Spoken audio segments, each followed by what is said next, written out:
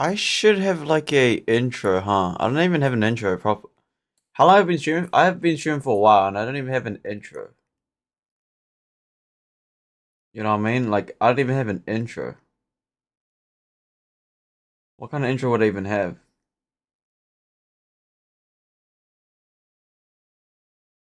Like, what intro would I have? You know what I mean? What's a good intro? Yo, what's good, Kevin? I'm still thinking about an intro. I don't even know what it I don't even have like a pro intro. I kind of just go, "What's up? Hey guys. Hello, ladies and gentlemen, family and friends." Hey there, I'm Friedemann from Grizzly Games, and this is our new game Islanders. We want to make sure you can make an informed decision on whether it's the right game for you. So here is a quick summary of how Islanders works. At its core, it's a minimalist strategy game about building cities on beautiful islands. Building something in Islanders doesn't cost any resources. Instead, you have an inventory with a limited amount of buildings in it. When you build something, you earn points depending on what surrounds it. For example, this lumberjack gets points for every tree and sawmill within its radius. Once you've earned enough points, you unlock new building options and your inventory gets refilled. In the beginning this is really simple, but as your cities grow bigger, this mechanic offers a lot of room for different optimizations and What is that score? 5K? GG. strategies. When you reach a certain amount of points, the new island button in the right hand corner unlocks. It allows you to travel to new lands and start your next, even bigger city. All islands are procedurally generated, so there's a vast variety for you to explore. They range from snowy mountainscapes to hot deserts and small archipelagos, and they all provide different gameplay challenges for you. If you run out of buildings before unlocking the next island, the game's over and your high score gets uploaded. At this point you can ride off into the sunset, or take a proud last look at what you've built. Oh, it's a high score game. Okay, alright. High score game. Okay, alright. Yeah, I don't have an intro. You know, I kind of dig with Markiplier's intro because well, I mean, you could say it's Markiplier's intro, but it's kind of just like basic introduction. You know, hello everyone. I'm Wing Wong. Welcome to the stream. No. Hope you remember that I am the real clone. Of course, the other clone's out there doing his thing, but you know, yeah. I brought back the normal chair. Y'all know this chair. Okay. Not really sure what the ergonomics about it. It's kind of a bit weird. I'm not sure if it's going to be very good, but at least I can lean back now again. So, yep. Basic chairs back. Yeah, I didn't have an intro, huh? Well, top of the morning to you is Jacksepticeye. He's like Irish, you know? I'm not Japanese. I'm not Chinese. Just Asian. You know, I could be like, Ohayo gozaimasu, ladies and gentlemen. Welcome to Wing Wong stream. I could say ni hao, but like, what the hell? Why would I say that?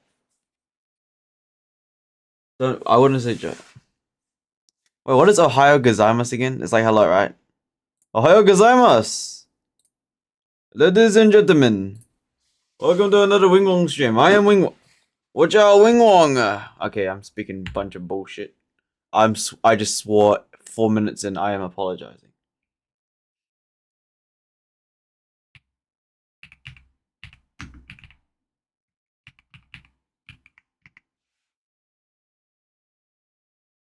Ohayo gozaimasu. That means hello, right? Good morning, greetings. Hello, everybody. My name is Wing Wong. Welcome to... What's that? Think of the Saurus. I'm thinking about an intro right now. Hello. Hold on, we should just use deep AI. I'm gonna just use deep AI. Okay. This basic intro Hello, everybody. My name is Wingwong. Welcome to XXXXX. Using the Saurus alternatives. What's another unique intro? Greetings, everybody. I'm. Hello,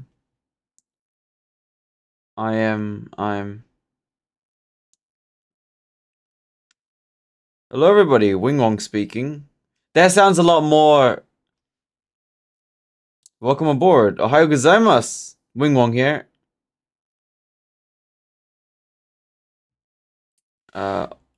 Alternatives to my name.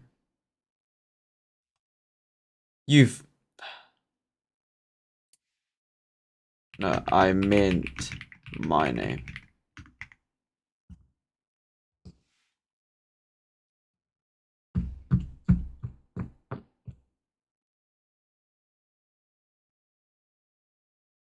Interesting.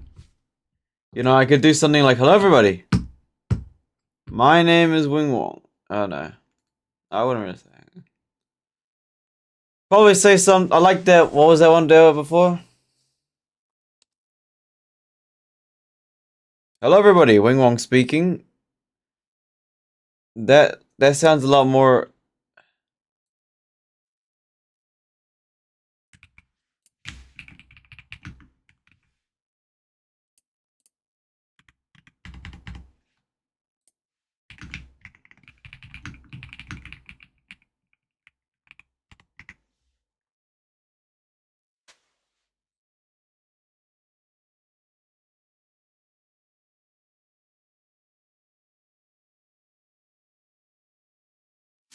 It's very formal. Significantly formal. I mean, we could do that. You know, hello, everybody. Wingwong speaking. Welcome back to Real Talk. August, September the 27th, 2025. As you know, we got the chair back. You know what we're going to do today? I didn't drink any coffee. No blocked ears so far. I don't. Is Kevin? You still here, or you're just gone? You just have a little visit. It's all right.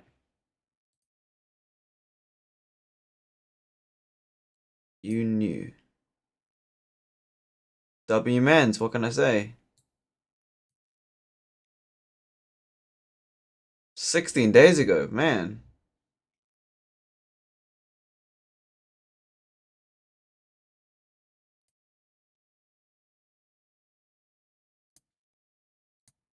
Stinky soul. Prolomic.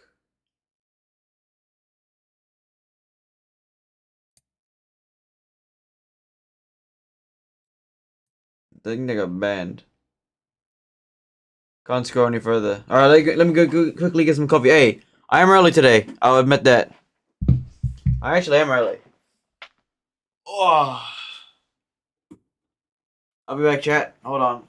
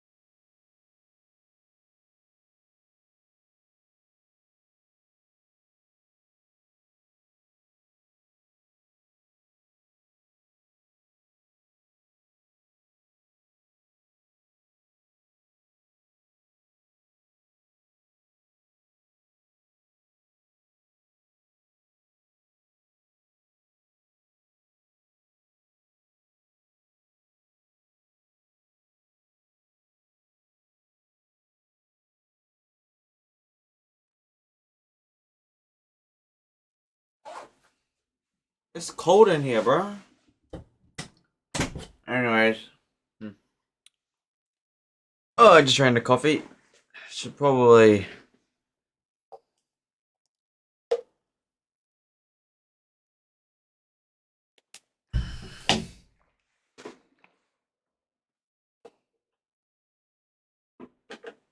Alrighty. Still kind of getting used to the cheer again. Because the thing is, for this year, I cannot really lean into the... I don't know. Look. It's early to the stream. Let's have a look at some horror stories. Yeah. Yesterday was a bit disappointing, I'll be honest. Hey, remember the intro now. Hello, everybody. Wing Wong speaking. That sounds a lot more, you know, than hello, everybody. My name is Wing Wong speaking. Because it can't... I know. Because it's like... I think it's because it's the G. The G stands for... G. I think it's because of the G. Because Wing Wong speaking. So it's like 3 of the ing. You know? Instead of, hello everybody, my name is Wing Wong. My name is Wing Wong. Instead of saying, hello everybody, Wing Wong speaking. Dude, that sounds more natural, you know what I mean? Alright. Let's see what kind of horror stories we got today. Oh man. Feeling a bit more energetic today. Horror stories. Let's see what kind of horror stories we got. Mr. Nightmare. True Summer Vacation. Ooh. Ryobi. What? Oh, we could do 8 creepy encounters from the deep Appalachia. Do we want to do... Do we want to do animations? Nah, they're so long. You want a good beefy one, you know what I mean? Like 66, and that's probably like super short ones. You want the good juicy ones.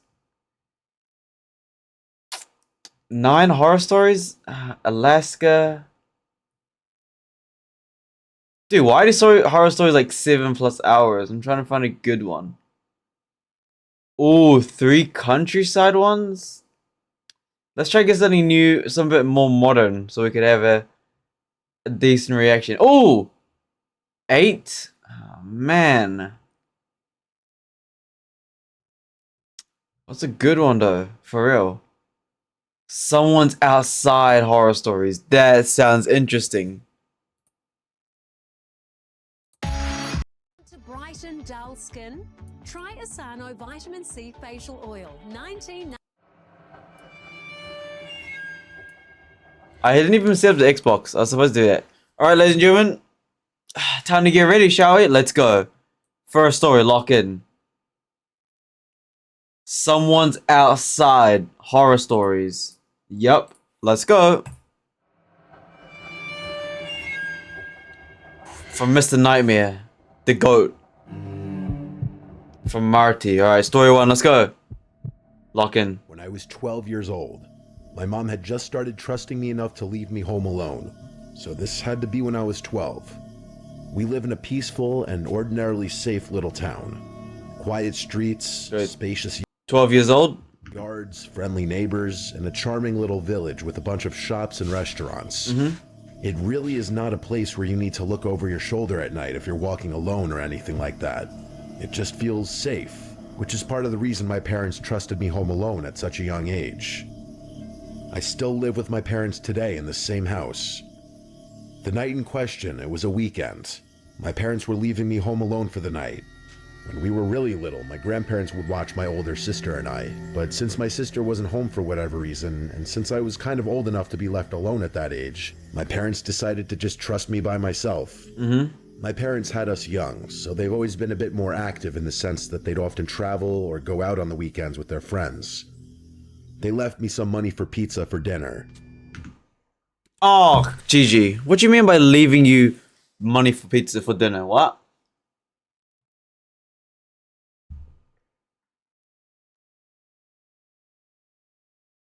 GG. I already know where it's going.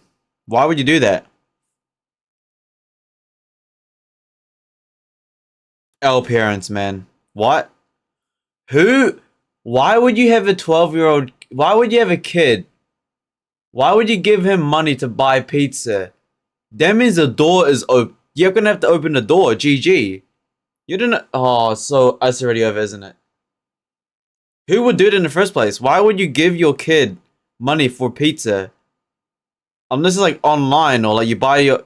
Nah, still. You don't want the door to open. Dude could be like... Dude's gonna get in a... GG, it's over. It's literally over. Hey kid, here's your pizza. Thank you, sir.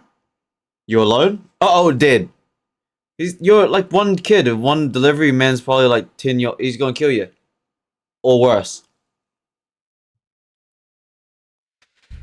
Estimate. The moment I heard that, the moment I heard him mention about a pizza and money, GG. He's gone. He is so gone. Dude, if you're leaving your kids alone, give them something to microwave and eat. Don't buy... Like, even Uber Eats and delivery is not worth it. You're literally better off just giving them something, hey, microwave this when you're hungry. Done. You know? Easy. Matter of fact, don't even eat anything. I don't know. It was the ideal night for a 12 or 13-year-old. House to myself, video games all night, and pizza for dinner. GG. I used to be obsessed with James Bond video games when I was a kid. So I was playing some game called Nightfire for like my third playthrough on my PS2. After I finished the game again, I decided to order the pizza. There was a pizza place right by our house called Gianni's. It's been closed for years now, but it was one of my family's go-to pizzerias. I ordered a regular pie. At the age of 12, I could easily eat 3 slices by myself. My mom told me to wrap the leftover slices in tinfoil and put them in the fridge. I switched out discs for another video game in the meantime while I waited for the pizza, and when the doorbell finally rang, I hurried downstairs with the $20 bill my parents left me. My mom told me to tip $4. The pizza place was like 3 blocks away, so honestly, it wasn't a bad tip, especially for the time. The delivery driver was some 30-something-year-old looking guy. GG. Oh, he looked a little rough. Like, he had a really long and gross beard. He also wore glasses and was wearing a black trucker's hat.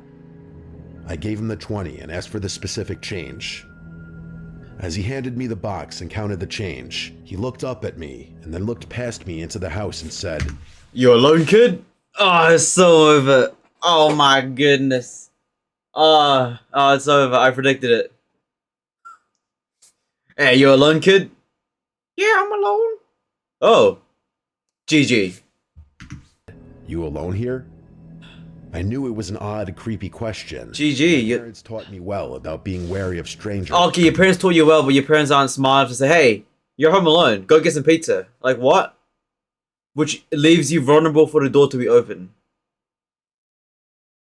At least maybe in Uber Eats, at least, you know, you can like, he can put the bag down and then like, you wait for him to leave and you can, you know, you have a little security gate knob thing so the door doesn't fully open. Chat, that's what you have to do. You do those like security door things. So the door doesn't swing wide open. It like stops. What is it called? Front door latch. This thing. Get one of these things, bro. If you're doing like order, dude, that's what, dude, who doesn't use this? Like, who has a door that just wide open? Have one of these things. So like it slides a little peak just in case like they try ram the door. If they try ram the door, this will block it. Security door latch. Front door. Security latch. Have one of these things, bruh. These things. Like, I mean, sure, they could probably still bust if they try, but like, at least it's like a slight warning, you know what I mean? Oh, like a chain, yeah. Like a chain or just something that doesn't let them fully open it. But if you're gonna get pizza, you have to fully open it to get the pizza. So over for this guy. 12-year-olds though. I blame the parents 100%. Because he's 12 years old, so he doesn't know better. The parents are so dumb. Parents are actually dumb. So I actually blame the parents for this one. You know? I said my parents are on their way home. Okay, but the kid's dumb as well. My parents are on the way home? Oh, so you're home alone then, GG. Stupid answer in retrospect. I could have just said no. But I knew he was asking because, first of all, there were no cars in the driveway, and the fact that a kid was accepting the pizza at the door instead of an adult. After he handed me the change, I closed the door. I ate in the kitchen, probably had 3 slices, and then wrapped up the rest of them and put them in the fridge. I went back upstairs and played my other James Bond PS2 game, Agent Under Fire. I liked this one less than Nightfire, but it was still good. Hours go by of me playing. It was probably 11 o'clock when the doorbell rang. Naturally, thinking it was my parents, I rushed downstairs to the door. I said through the door, "Mom? Dad?" But an unfamiliar voice on the other side said, "Hey, I need help." They said they need to use a phone. I said, "Who is this?" And he repeated that he just needs to use a phone. I didn't want to peek through the window because, quite honestly, I was scared. I decided to go upstairs and ignore it. I knew from common sense alone that opening that door would be a horrible, horrible idea. Good. I was walking up the stairs, which are directly in front of the front door, when the man outside banged on the door, and I heard him say, "Wait, please, I need help." What that meant was that he saw me. He was watching through the glass at the top of the door. I turned around, and though it was dark on the front porch, I could still see the outline of the man's head. Though I couldn't see his eyes, it was obvious that he was staring back at me. I ran upstairs and ran to my parents' room. The only house phone that was upstairs was in my parents' room, so I went to the phone immediately and called my mom's cell phone number. I didn't memorize my dad's number at that age. I can't remember any number. The phone, likely under the influence of a few glasses of wine, and then I told her that there's someone at the door asking to come in. This comment likely sobered her up instantly, as I remember her tone shifted dramatically, and she sounded much louder and more concerned. She asked me a few questions. Firstly, if I had answered the man or at all made him aware that I was home, and I told the truth and said yes. I asked who it was. My mom's tone grew more and more concerned. She asked me if for any reason someone knew I was there by myself, and I immediately thought of the pizza guy. Yeah, pizza guy. The pizza guy asked if I were here alone, and around this time, the doorbell rang 2 more times. I told my mom in a panic, expressing that the guy would not leave. My mom told me to stay put in their room and keep the bedroom door locked. She Smart. said they were calling the police. Smart. My mom kept me on the line with her on her phone while they called the police using my dad's phone. They had to leave the restaurant they were in to go outside to better be able to communicate. High-intensity workouts, Oh, come on. road trips in the tour bus. Yo, L parents, but W parents at the same time. Still though, I blame the parents 100%. Because the kid's 12 years old, so like, come on, give him some slack, you know? The parents shouldn't have given him pizza in the first place. Oh well. It was a summer night. The windows were all cracked open to let some air into the house. And through my parents' window, I heard the gate on one side of the house leading to the backyard opening. Oh, GG. It opened in a very discreet, gentle-sounding way. I told this to my mom, and she kept telling me to just stay quiet, stay in their room, and keep the lights off. I said quietly into the phone, "What if he tries getting in through the den window?" My mom would tell me to just stop talking and wait for the police. She would continue talking into the phone, feeding me updates from the police and their ETA, reminding me also to not talk. I was starting to calm down just a bit when I heard the unmistakable sound of footsteps downstairs. Footsteps of someone inside the house, wandering around. I whispered this in a panic to my mom, and I heard her scream something into the other phone to the police. Probably something along the lines of, "The man is inside the house, hurry up." My mom told me to hide under the bed and wait there. Okay. For my 12-year-old self, it was the most horrific, unreal moment of my life. The only thing keeping me feeling relatively protected was the tiny little lock on my parents' bedroom door. Ooh. I heard footsteps coming up the stairs. The stairs are by my sister and I's bedroom down the hall. My parents' bedroom is further down. The footsteps faded for a few moments, I'm assuming as the intruder went into our bedrooms, searching. My mom told me the police would force their way in and to not move until they were inside. I heard the footsteps in the hallway coming down this way until they got to the bedroom door, and then they tried pressing down the doorknob only to find it locked. They tried a few times, as if that would somehow magically unlock the door. Then there was a light knocking on the door, but the person on the other side didn't speak a word. They tried the doorknob one more time, before I heard the footsteps walk back down the hallway, then down the stairs, and they faded away deeper into the house. I did my best not to burst out into tears the entire time. I didn't even whisper anything into the phone because I was too scared to make the slightest sound. Wait, is this a kid? Is this a... My mom finally told me the police were there, but to still stay put. I was expecting to hear them kick down the door, but instead, I just rather suddenly heard multiple heavy footsteps and a man shouting my name, identifying himself as a police officer. I heard them coming up the stairs, and my mom gave me permission to answer them and unlock the door. There were 2 officers upstairs when I opened the door, and then 2 more downstairs. They didn't have to kick down the front door because the back door was left completely ajar. The back sliding window was also slid completely open, which was the obvious original entry point. I had to talk with the police and tell them everything that happened, including my suspicion of the pizza guy, with my parents listening in on the phone. They were en route home, and by the time they got back, there were only 2 police officers still at the house. With the police report including a note of the pizza guy, they said they'd do their investigation.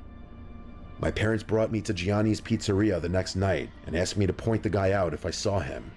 When I didn't see him, they asked the manager which employee matched the description of the delivery guy I described. He said that would be Phil, who was currently out doing a delivery. GG. After explaining the whole scenario, he said there's no way that would be Phil and asked us to leave the premises. Ooh. Long story short, my parents made a big scene in the pizzeria, and they said they would never give them our business again. We went to the car and waited in the parking lot. We waited for almost an hour, and when he never showed up, we left. My parents thought it was because the manager called or texted the employee, which caused him not to show back up. Yep. But who knows? My parents contacted a few lawyers who ultimately didn't take the case due to a lack of solid evidence, stating it would be a waste of time, basically. Yo, assorted. Ultimately, we never did go back to that pizzeria, and it wasn't for a long while after that that my parents felt safe leaving me home alone again, simply because of this incident. Ultimately, I do think it was the pizza guy, or at least someone associated with him, because who else would have known that I was home alone that night? Wait, how did they not catch the dude? Doesn't make sense. They couldn't even catch the guy? Ah?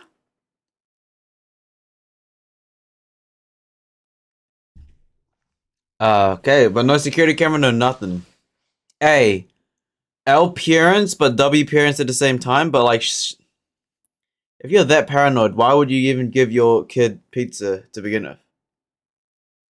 Overall, not a bad story. Okay, not sure how the guy escaped. So obviously, yeah, obviously the man left before the police got there.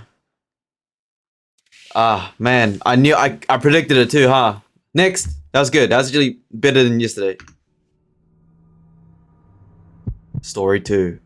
Dominic Taylor, doxed. When I was a teenager, my parents and I moved from California to a secluded area in North Idaho. Uh-huh. My parents had just retired and built their dream home deep in the backcountry. We had no neighbors in sight, just forest. Endless, dense forest that backed right up to national parklands and paper mill logging grounds. Oh. The house was massive. 2 stories, a gym, a full bar and pool room. Yo. A legit movie theater set up in the basement. Yo. It felt like the kind of house people dream of. Damn. Remote, quiet, perfect. Damn. Or so it seemed. Oh no. I was dating my high school girlfriend at the time. One night, while my parents were out on a date downtown, I invited her over to hang out and watch a movie. Yep. We were completely alone. I cracked open a beer. I was underage, but figured no one would care, and we headed down to the movie room to watch Gladiator. Everything started out normal, but somewhere around the midpoint of the movie, maybe close to midnight, something switched in me. Out of nowhere, I was overwhelmed with this fight or flight feeling. What? It was like my body sensed something my brain couldn't see. My heart was pounding, and I kept glancing at the uncovered windows behind us that looked out into the pitch black woods. I didn't want to freak out my girlfriend, so I kept it to myself. In fact, things got a little heated between us during the movie. But the whole time, I couldn't shake the feeling that we were being watched. I didn't know from where, but I knew. After the movie ended, I walked her upstairs and out to her car. The house was dead quiet again. She drove off, and I turned to go back inside when I remembered. How does she have a car if you're both underage to drink?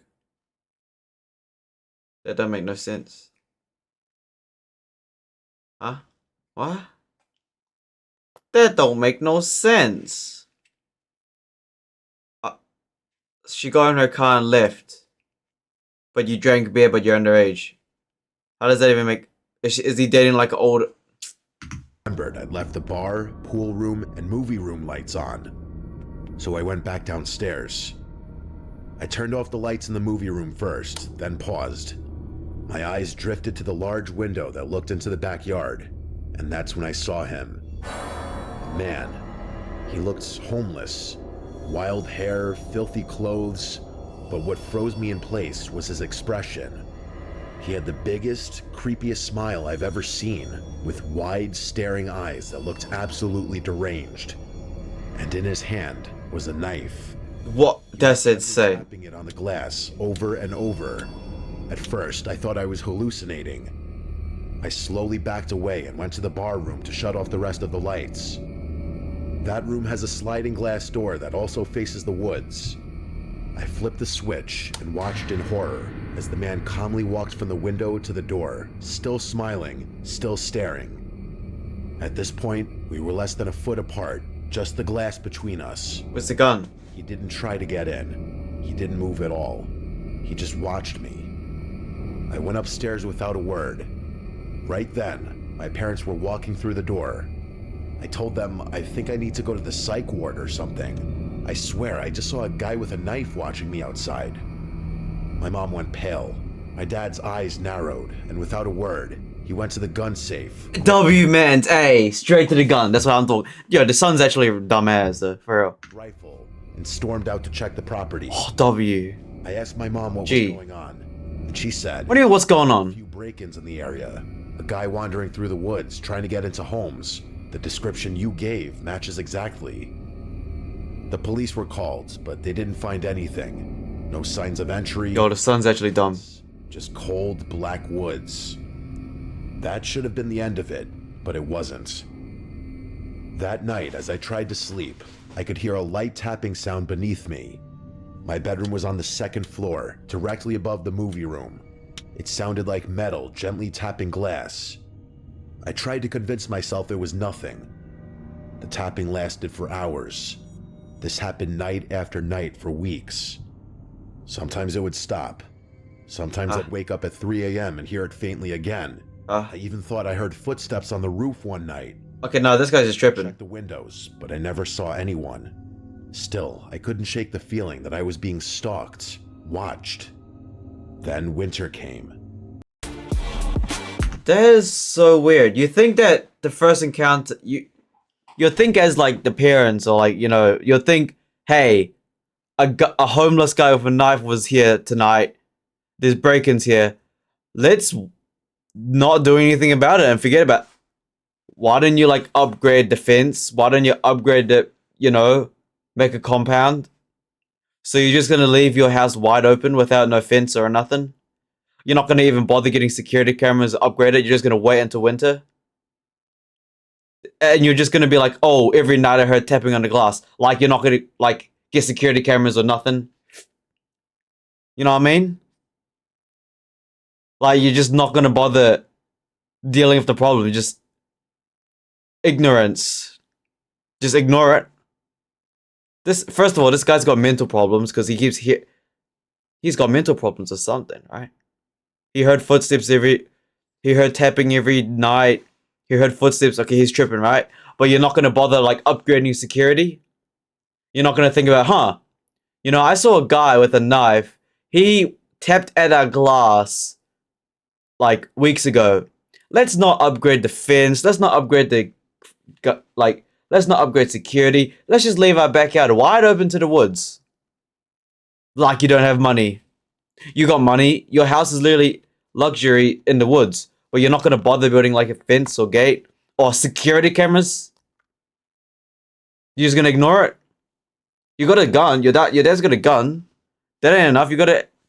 Bro, this is so stupid. He really just said wait until winter? I'm pissed. They stupid, bro. My parents had to go out of town for a few days, but they were still nervous about what had happened. Still nervous about what happened, but you didn't bother to upgrade the security. Before they left, they gave me a shotgun just in case. Yo, W though, for I real. also had a big Rottweiler. Sweetest dog you'd ever meet. Huh? Gun just in case. We also had a big Rottweiler. You have a Rockweiler and a shotgun. Okay, you should be good then, right? Sweetest Where was the dog earlier? dog you'd ever meet, and totally silent, unless something was really there. One night while I was home alone, I heard slow, crunching footsteps in the snow outside, heavy and deliberate. The dog stood up, ears perked, and began growling low and deep at the front door. Then barking, ferocious, loud, and non-stop. That literally is enough to deter anything. A Rottweiler? Barking at the front door already? Gee, you're pretty much good with a dog, I'll be honest. With a Rottweiler, you're pretty much good. And you got a shotgun. Who's getting... You got a shotgun and a Rottweiler. You gotta be like the most stupid teenager to somehow mess this up. They're gonna mess it up, aren't they? He ever did that when he saw something real. I stayed silent. I didn't want whoever was out there to know I was home. You should let them know you're home. Hey, I got a shotgun. What do you want? Matter of fact, open the door with the open the door. Let the Rottweiler literally chase him out. I mean, you probably get sued of that. But, bro, if you got a shotgun, I'll let them know I'm here. I'll be like, hey, I got a shotgun. What do you want? You know? And you got a Rottweiler. Your Rottweiler's already shouting, bro. So people gonna know that someone's in the house, or at least the dog's in the house. I ain't gonna mess with a dog, bro. I didn't move. Then came the knock. Slow, hollow, and taunting. Okay. I didn't answer. Why? I slept with the shotgun next to me that... And you fell asleep? You didn't even investigate? What is wrong with this dude? He's got mental problems. He's stupid. You heard someone knocking at your door. Your dog's growling and angry. You decide, you know what? I'm just gonna go to sleep with my shotgun. You ain't gonna be like, hey, I got a shotgun. What do you want? I'll call the police. Get out of here. You're just gonna go to sleep? Night. Door locked, blinds drawn, dog at my feet.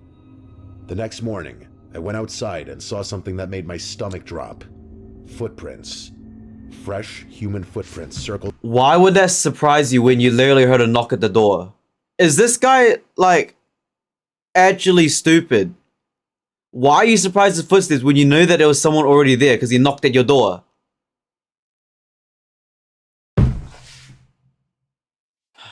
I knew he was an idiot. The entire house. They stopped at every single window. Someone was trying to look in, searching for me. I followed the prints around the property, and they eventually led into the forest. I followed them maybe half a mile before they started to zigzag, veer off, loop back, like whoever made them was trying to throw me off their trail. I turned back. Something told me it was a bad idea to keep going. That night, the tapping came back, louder this time. I knew it was him. I unlocked my door, grabbed my shotgun, and stepped onto the second-story deck. I flipped on the fog lights that illuminated the backyard. There he was. Same man, same smile. Shoot him. Same dead eyes. Shoot him then. You got a shotgun. Knife again, staring directly at me like he could see through me. Yeah, but you got a shotgun. The shotgun and shouted, "If you don't leave, I'll put one right through you." Ooh. He didn't move or flinch. Shoot him. Just stared, unblinking. Why did you not shoot him? I fired a warning shot into the air, and that finally got a reaction. He staggered a bit, then slowly backed into the woods, still... You gonna let him run into the woods? You gonna let him get away with that? Facing me. Bro, he got a knife. Where's the officer? Officer Wong on the... Hey! Listen, let me see some hands! You're on my property! Dead. Like, straight up dead. He got a knife. Here, my property. GG. You can shoot him, right? Well, at least get the dog out. Again, the fact that this ain't the first time this dude's here with a knife, yet you don't have a fence or security. You really got a backyard that just leads to the forest. And there's no second barrier. Your barrier is literally the window. That's it. You ain't got no fence. You ain't got nothing. Yo, some people, just like people just deserve to die. What is it? Outback house, forest. No fence. He says it. He's in the woods though. Woods.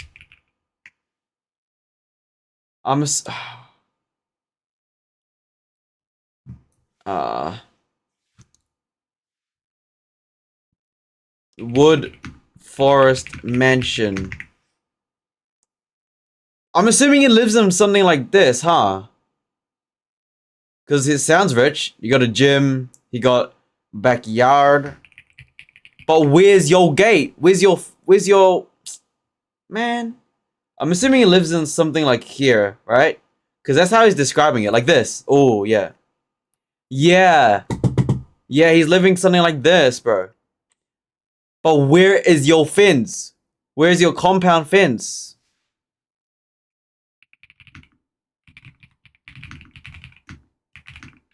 Where is your compound fence and gate, bro? Where's your fence? Where's your gate? You know what I mean? Where's your fence at? Where's your walls? You ain't got nothing, but you really just got your windows between the forest. You need a fence. You need a wall. You need a gate. And the fact that it's not even the first time that homeless man came to your house. You didn't even bother with a gate or nothing. Like what? Where's your security at? You can't really just have one layer of glass. Where's your fence at? Yo, what's up, Kevin? You're back? We're just doing some horror things with some framework within it. Alright, this guy's actually stupid though. He didn't even shoot him either. Next. That's when I decided to unleash the dog. I sprinted downstairs, threw open the sliding door. Hold on, so it's too late to release the dog now. And let him loose. He bolted into the forest like a black missile, barking and snarling. I'd never seen him that aggressive. He had a shock collar, so he couldn't go far, but I like to think he chased that guy off for good, because after that night, I never saw him again. Again though, he needs to upgrade his security. He really got a wooden mansion without any kind of security. Just straight up open to the forest. Like what? What's wrong with him? And he releases dog with a shock collar. Nah, that guy's so stupid. Alright. Next story. Look. Another ad. Shapes. I haven't had those in years. Next, let's go. Alright, story 3. This happened in March of 2022 during spring break. 2022. I was in my second year of college. My friends and I. Second year of college.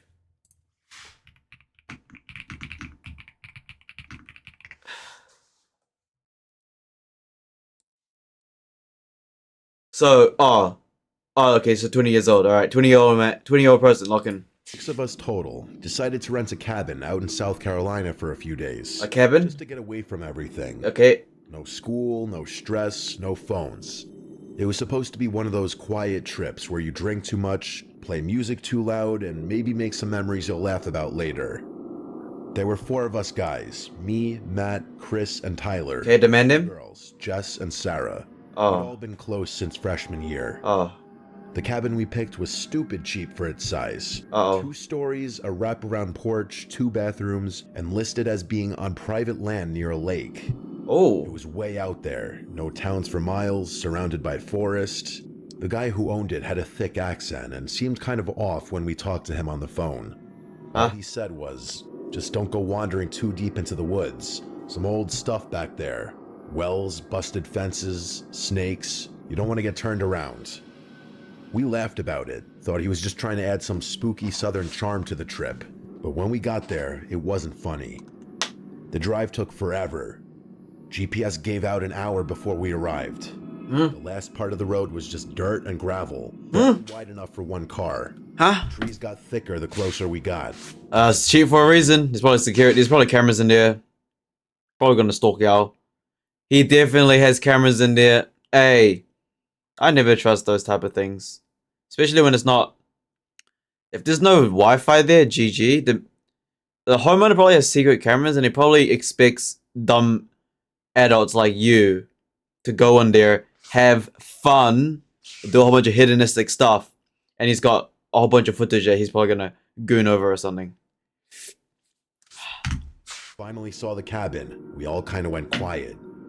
It didn't look like the pictures. Oh. It was older and dirtier. Oh. Let's turn back. Dusty, and a few of the shutters were hanging off by the hinges. Okay, turn it back then. This faint smell outside. Okay, yep. Old garbage and wet wood. Alright, turn back. We brushed it off and made jokes. Said it just added character. We unloaded, claimed rooms, and started drinking by 7 p.m. Wow. The first night was fun. We grilled outside, cranked music from a Bluetooth speaker, and played some card games. Yo, it's like literally the most typical white people or like typical party stuff, huh? Typical, huh? Literally typical. Go out into the cabin, drink. So we moved inside. That's when I noticed how dark the woods were. I don't mean just nighttime dark. I mean complete blackness. The porch lights barely lit up more than a few feet, and the trees were so dense it felt like they were pressing in from all sides. No bugs, no wind, just total heavy silence. We ended up crashing around 2 a.m. I had one of the rooms on the ground floor, right next to the kitchen. Small and just a bed and a window facing the woods. At around 4:15, I woke up. No reason, just wide awake like someone had poked me. I laid there for a second, heart beating fast. Then I heard it. Tap, tap, tap. I thought it was the heater at first, but then it repeated. Steady, non-metallic, non-mechanical. It sounded like fingers. I looked at the window, and there was a man standing there. He was pressed up against the glass, face almost touching it. Pale skin, wild hair, no shirt, just staring in. His mouth hung slightly open like he was breathing through it. His eyes were wide. He didn't blink. He didn't move. He just stood there and tapped, soft and slow, like he was trying to tease me. I felt like my body locked up. Then the tapping got a little faster. I whispered for Matt, who was sleeping on the couch outside my room. I said his... The best way to get rid of a psychopath is be a psychopath. Hey, I mean... I would... Okay, so I probably am lying here, but the thing is... If there's like a person outside your house, if you act crazy yourself... Like, if you example, you know, someone tapping on my window, right? I'll literally grab a knife and just run, like, you know, people would expect people to, like, cower inside. Imagine this, right? You're, like, stalking somebody in the house, right? But the guy you're stalking is also a psychopath. So imagine if he straight up grabbed the knife, but you know how people will be like, who's there, right? Immediately, just, like, grab a knife and just run out, go through the front door. That would make the person scared of, like, you become the prey. You become the predator. Like, so some guy tapping on your glass, right? He's giving the creepy heebies, right? What you do is you smile back at him. Grab a knife, wave at him, run to the front door and leave, go out the front door and just start running towards him. Like a psychopath. That would instantly swap the predator becomes prey. Like you become the predator. That would scare most people away. Imagine that. You're trying to be creepy. Hey. I'm stalking you, right? He smiles back at you. He grabs a knife. Or he doesn't even grab a knife. He like bolts out towards the other exit, right? And then he'll probably like try to chase you. He'll be like, yo, he's trying to escape.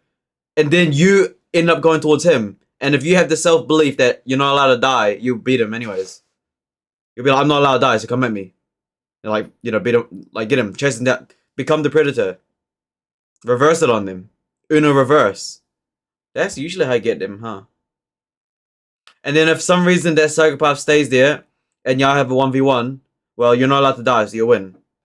Because if you're not allowed to die, whenever you guys 1v1, you win no matter what. So, you know, you're not allowed to die. So you win. You know what I mean? Like, Uno reverse. It's kind of like It's like normal animal stuff, no? If you start running away from the thing, they'll make them think you're more prey and like just encourage them, you know? If you cower, hide, be like, no, don't hurt me, don't come inside. That like makes him go, yeah, I'm gonna get him this time. But if you act the opposite and be like, yo, come at me, or you like chase them, GG, you know, in a reverse, kind of like a dog, or like, you know, just nature, really. It's honestly just like exactly like nature, you know?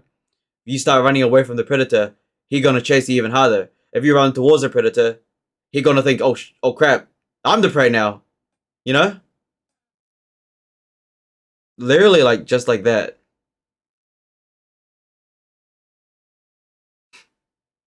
Again, though, I'm a never, like, look, whenever, I think it's just in general, if you get, like, a wood house, at least have, like, a fence or a cabin, right? Like, at least a fence, no? Cabin in the woods, there's you got no barrier.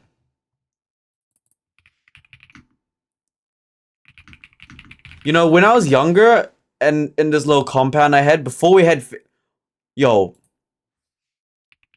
just a modern, normal house. You know, when I was younger, this got me really scared when I was really young. Not really young, but what looks nice, like something like that. No. In the street. Yeah, I'll tell you a story, chat. Something like, what really scared me when I was younger was this. It was like, okay, that's a good example. So, a house, right? When I was much younger, this is a story. I'll tell you a story. When I was younger, example, I live in this house, yeah? My room's, let's say my room's here. When I was really young, wait, story time, some more lore, we got some lore going on. We got some lore going on, chat. Oh yeah, hold on, lock in. Oh, beautiful. Let me go quickly to the bathroom, we'll go, story time! I'll tell you a story. Oh man, it's gonna be good. But I need to keep peeing, because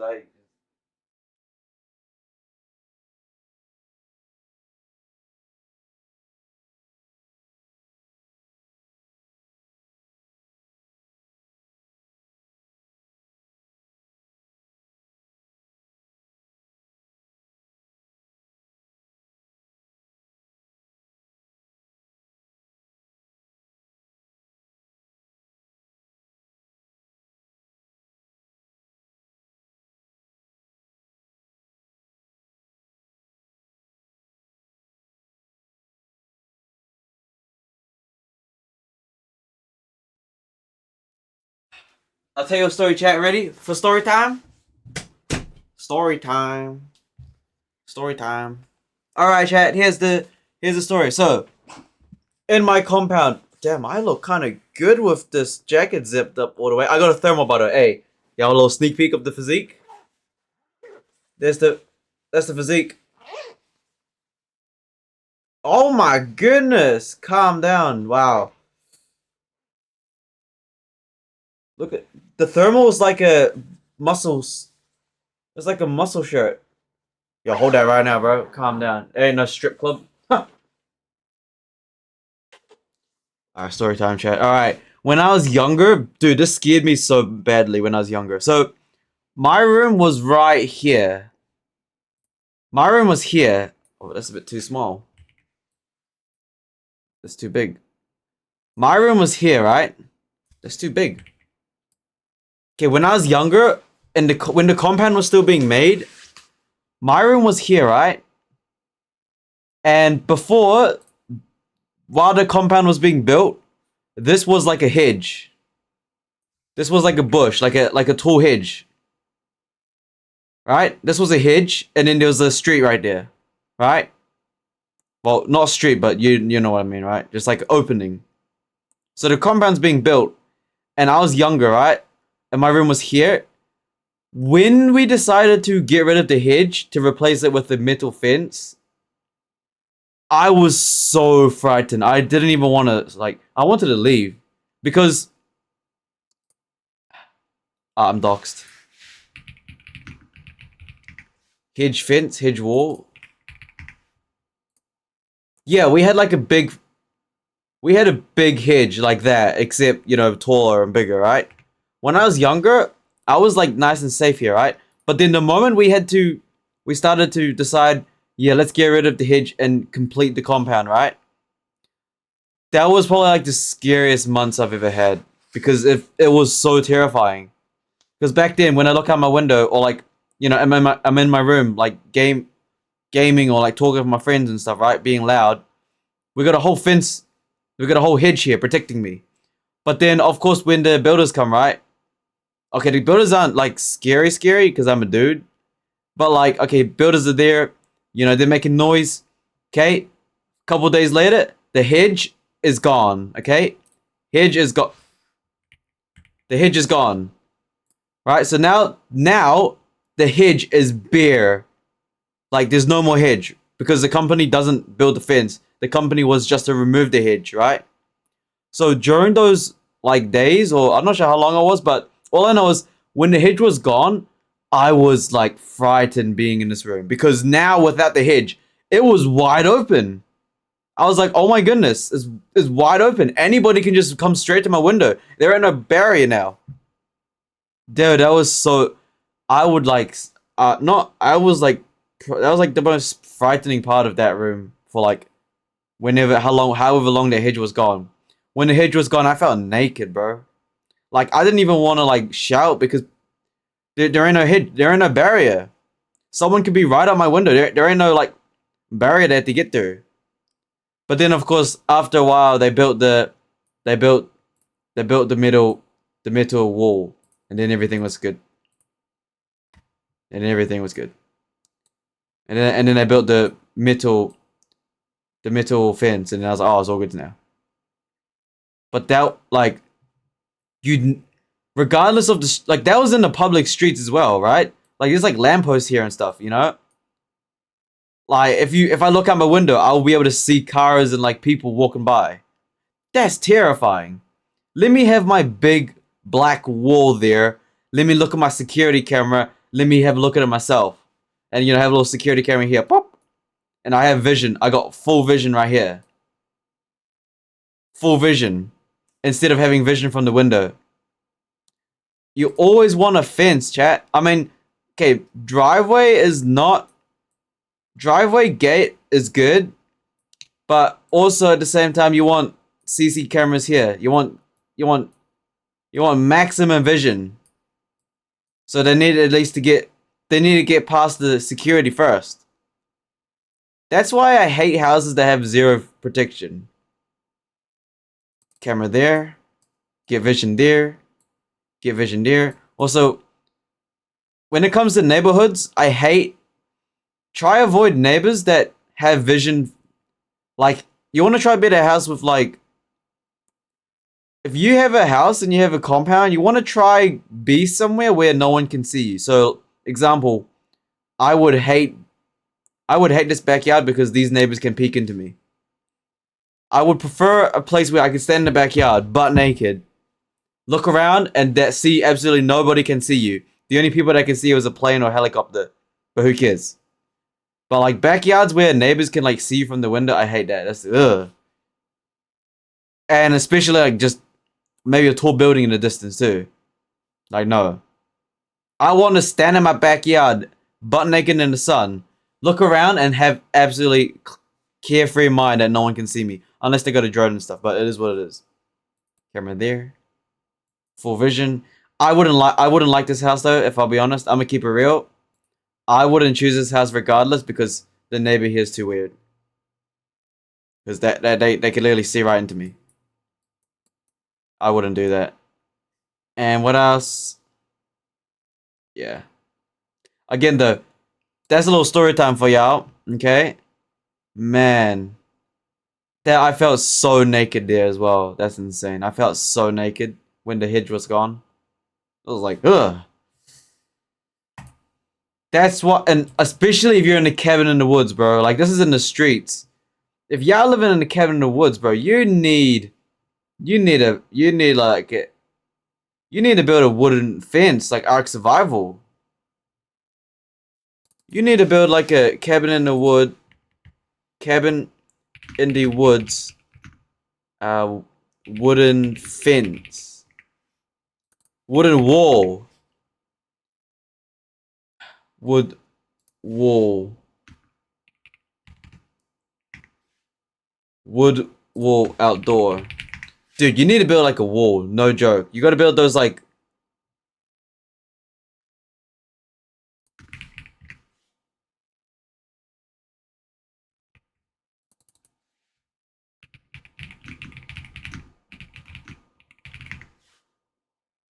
You need something like that. No, I mean, no, not like that. But you need a fence, bruh. Okay, obviously not that. But that would be kind of G. I ain't gonna lie. If you had that in the back around your cabin. You know, anti-bear. But you need a fence. I don't care if you're living in the woods.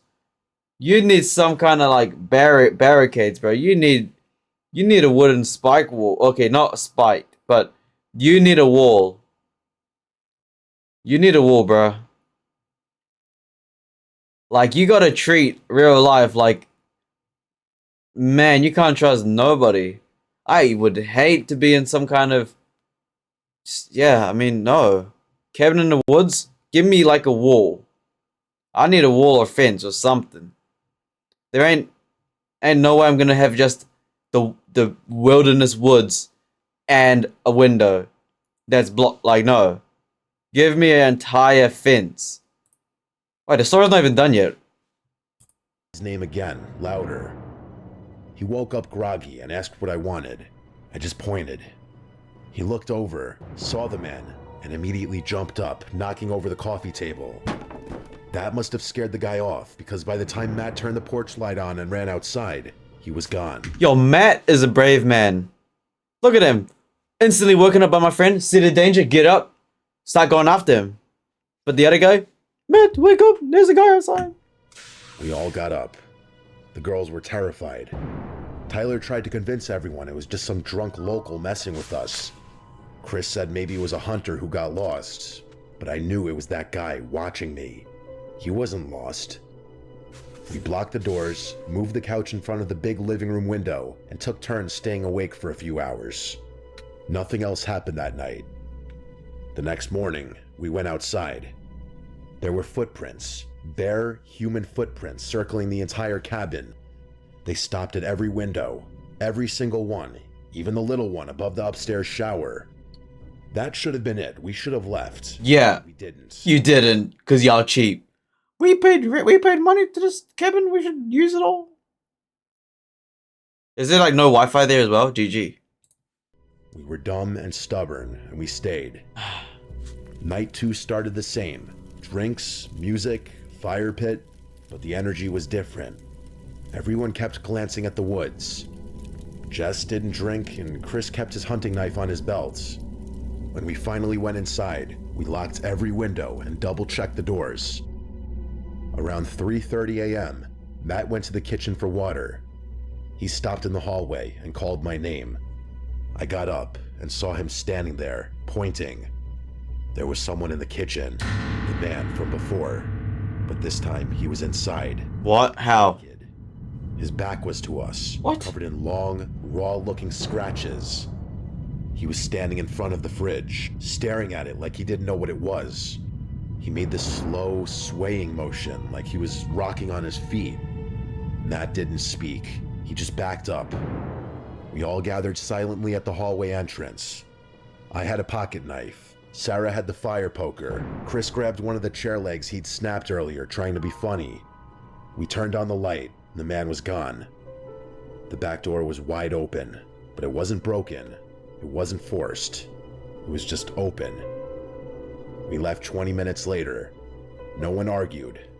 We packed only the basics, wallets, keys, phones, and drove through the woods until we had enough signal to call the sheriff. When we met the deputy at a diner off the highway, he didn't look surprised at all. He asked if anyone was hurt, then said, "Yeah, we've had some trouble with folks squatting up in those woods. Not always right in the head." We tried to explain it wasn't just some homeless guy. This man watched us, came back 2 nights in a row, and had a key or somehow got inside. The deputy just nodded like he'd heard it before. When we mentioned the owner, his face almost implied that he knew the guy.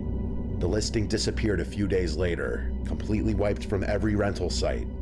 We never got answers, never got a call. We never even got our deposit back. But that face, the way he looked at me through the window, I still see it sometimes. Ah, man. I should go solo live stream a rent thing.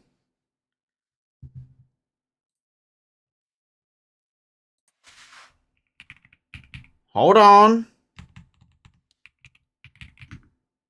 Twizel. What is it called when you go out? Hotel? Motel? Motel? Motel? Hey, chat. Let's have a look at some listings. Let's go to Twizel. Live stream it? That's probably like the stupidest idea, but I'm G, so it's fine. Oh my goodness. They are expensive. Wow. Don't dox me. Chat, we should go to Twizel, bruh. It's like the best, only spot in New Zealand. Maybe a national park? Maybe like nah, Twizel's better because you could go fishing. You can go fishing. I mean, let's have a look here. Ooh. Ooh, damn. Wait. No. No. I mean, no. It really depends. I don't like that exposed backyard, eh? Ooh, I don't like how the bed's right. Yo, what did I say about... What did I say about just having one barrier as a window? Ha! Dude, no. Okay, if you're... No. Absolutely not. Yo, your barrier is just one window and the bed's right there. Okay, if you're a girl, never go here alone. I wouldn't even go here, bruh. Absolutely not. I mean, Twizel's safe, I'll be honest, but like... No. Just no. I don't like how that window's so big. Let's have a look at here. I swear I've been here before. Man, motels are not very... They're not really good. I think hotels are better because hotel, you got like... You got a bit more... You know, you're like in a building, you know? High country. I wouldn't even go to motels anymore, bruh. They're just too damn risky. Actually, it depends, but if you're a girl, no. It's so easy to kill you.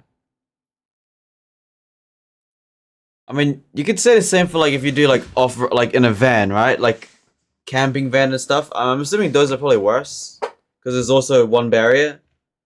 But at the same time, like it's a lot.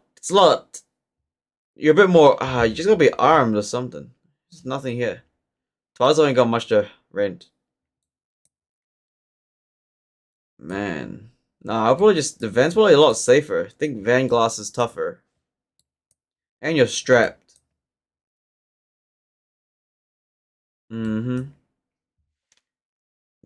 just give me a compound or a hotel.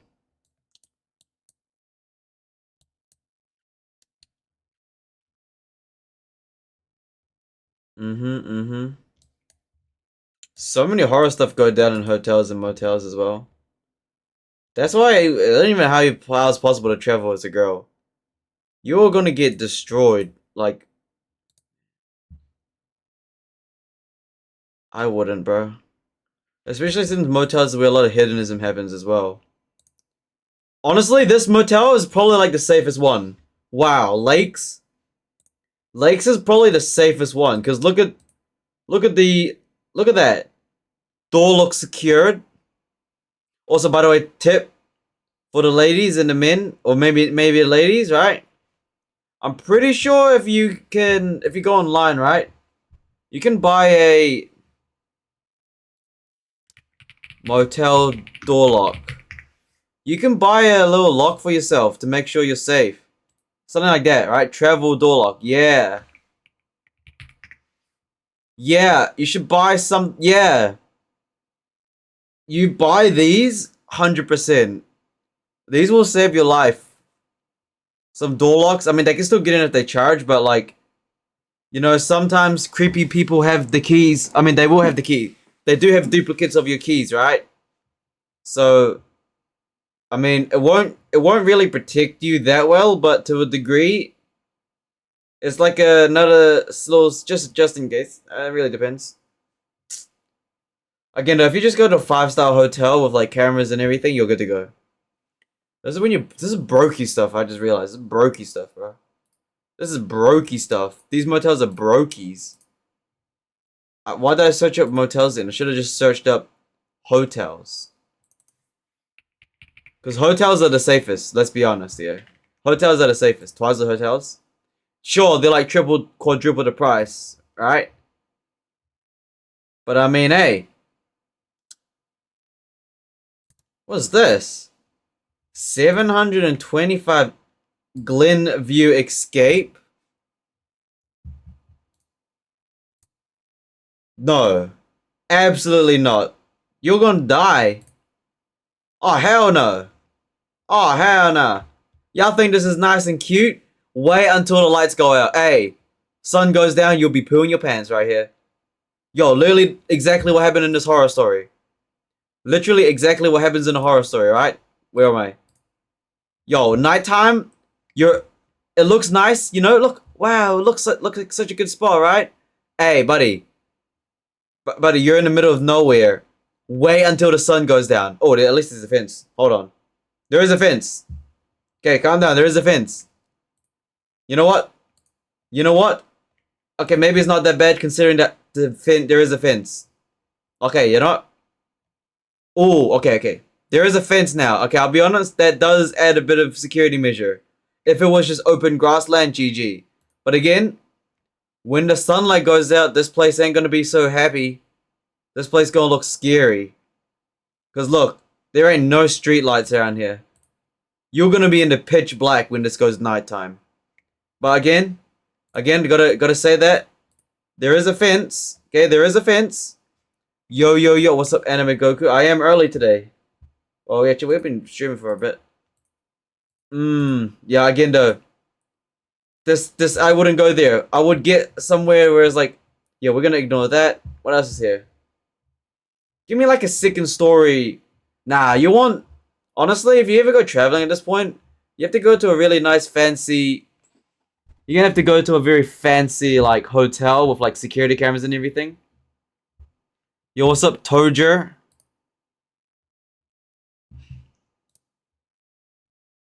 Gee. What was I saying? Yeah, okay, let's have a look. Family apartment with mountain view. How much is that? I don't know why we're choosing Twizel. Twizel's probably like the safest place to go to. Let's have a look. Oh, now this is something I'm talking about. Straight up got a gate, a fence action. That's good. That is good. There's all the pictures? Hey, actually, that's not bad. Look at this. That's what I'm talking about. Like, these people with these stupid stories, they got no kind of security. Now, this is what I'm talking about. That's the exact fence I'm looking for. Oh, that's 100% safe. Wait. This building's actually not bad either, because look, you're the tallest building here too, so you could be butt naked in the backyard. No one gonna get you. How much is that, by the way, anyways? It's probably a ridiculous price. What's the price at? No prices? Just chilling? Show prices. I don't want to book. I'm just chilling. I just want to have a look at what's around here. Just rating hotels at this point, seeing if y'all die in here or not. We'll do it like from horror stories. See if you die or not. Let's have a look at this one. Again, it looks very happy in the sunlight, but the moment it hits dark, you're dead. There ain't enough image. I see a fence, but still. You need security though, no joke. No joke. Let's have a look at Auckland. Let's have a look at Auckland. I mean, I live there. Do I live there though? Huh. Auckland? Auckland hotels? Now, Auckland hotels is a whole different area. Twizel's like the outback of New Zealand. Auckland is like civilization, city lifestyle. So I don't even know if it's worth even looking at Auckland. Auckland's like skyscrapers, no? There's not, you can't even, there is no backyard in Auckland. You ain't got no backyard in Auckland. It's all skyscrapers and stuff. Yeah. Like I said, I mean, you're a lot safer in these types of buildings. And yeah, like I said, Auckland expected that. This ain't no out country area. It's literally skyscrapers. So you ain't even going to get a backyard. You're just going to be in like a jail cell, which I don't mind. Hey, hotels are just where hedonism happens. It's just basically a prison. Yeah, nah. It depends. That's not bad. I mean, you're in jail anyways. Let's go back to Twizel, or maybe somewhere else. I like Twizel because Twizel's probably like the best place you could chill out. Like, no joke, Twizel in New Zealand's probably like the best place to go, considering that there's a lot there are a lot of things to do outside, and it's like open back, but high case of murder probably. But at least you get to like go to like, at least you can go fishing. That's actually the only reason Twizel's there. You go fishing and exploring the lakes. You know? Lake Tekapo. Lake Tekapo expensive. Ooh. Now this is high security. But I know this is probably like your entire week's worth of wages in one night. Hey. This is nice though, I'll be honest. Is this shared? This looks like it's shared. Ew, no. That's not bad though. That's probably like expensive. What else is here? Why are we even looking at motels? If I ever go out, I'll get the best of the best. Mainly security. Honestly though, if you really, really want security, you can get the cheapest motel and hire a security guard to stay up all night with like a gun and just stand outside the window for you. Anti-robbery and anti-target. You know, but you just gotta pay a man like an hour, $100 an hour to just stand outside with a weapon and guard you. Literally just need another man. Straight up. That's like the highest security. Yeah, technically you can live anywhere if you could demand him. If you got Mandim with you, you can basically camp anywhere. As long as you have a whole entire crew with you to stay up while you're asleep. Because when you're asleep, you're dead. That's honestly the way to go. Colonia Motel. Did I even look? I think there's not many hotels here anyways. The rest? Family apartment? Mount... What am I even doing, chat? We're looking at horror stories and then all of a sudden we're looking at motels. Ooh, this one looks a bit fancy. Dude, super open, but I think this place is gonna have a bit more security, if I'll be honest. Because although this looks like it's open, it just looks very highly secured. Like, sure, the backyard's open, right? But I bet there's like a huge fence around here, compound. It's like a retirement. Yeah. This is probably where there's... This type of building here is definitely the type to have a security guard. Like, a security guard roaming around at night. You'll be good. You'll be good here. This looks trustworthy. Even though the windows are open, this like whole facility, it looking like there's definitely some kind of guard at night. You'll be good. Oh, but this one though, huh? No. GG. What? Hey, when this turns nighttime, you're dead. Look at that. This is literally the horror story. Forest. This going to a nighttime. Yo, you literally got the barrier between you and the zombies, or the zombies, just people, like anyone, just one window, and you're there sleeping like you're dead. That is, and there's gonna be no lights. Yeah, no. No. Oh. free. It's free right there. Private bathroom. Wait, why am I still? I don't know. I'm still looking. I'm just kind of just commentating on everything I see because it's interesting. Because with the internet, with the power of the internet, I can just like comment on it without even going there.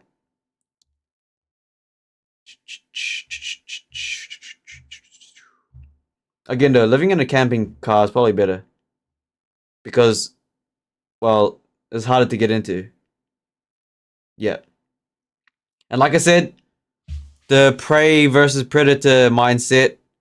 If you somehow manage to swap it and become the predator yourself, then you know you Uno reverse it on the guy and you win because you're not allowed to die.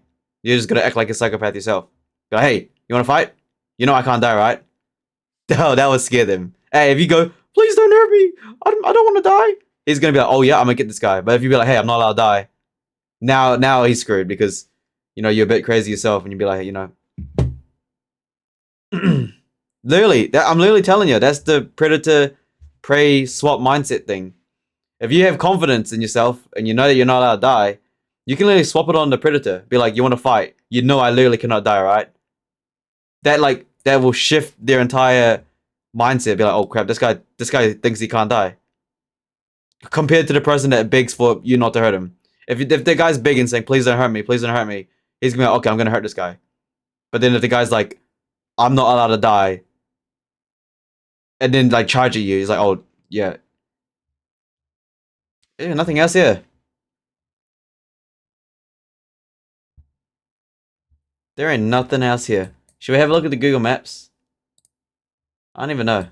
Twizel's a chill place to be. It's actually very safe. But again, murder, I don't know. What am I even saying anymore? Hey, no, as long as you got a security fence, you'll be good. Honestly. As long as you got a security fence and security cameras, that's your highest chance. But if someone really wants to get you, they'll get you. Should we do one more horror story? We've been already streaming for like an hour and 30 minutes, but we've only been doing reaction framework stuff. But I do enjoy that. True summer vacation horror. Let's do this one. 27 minutes. Might as well, right? We're on fire. And then we're gonna do Dredge. And then we're gonna do Subnautica Below Zero. No friendly games today. No Roblox either. With Wix? I haven't bothered being playing Roblox in a while. Summer vacation, lock in. Oh yeah. Story 1. Johnson. Huh. This happened a couple weeks into the summer. I had just graduated high school. Oh. It was my first and probably last summer without any real responsibilities, career or academic wise.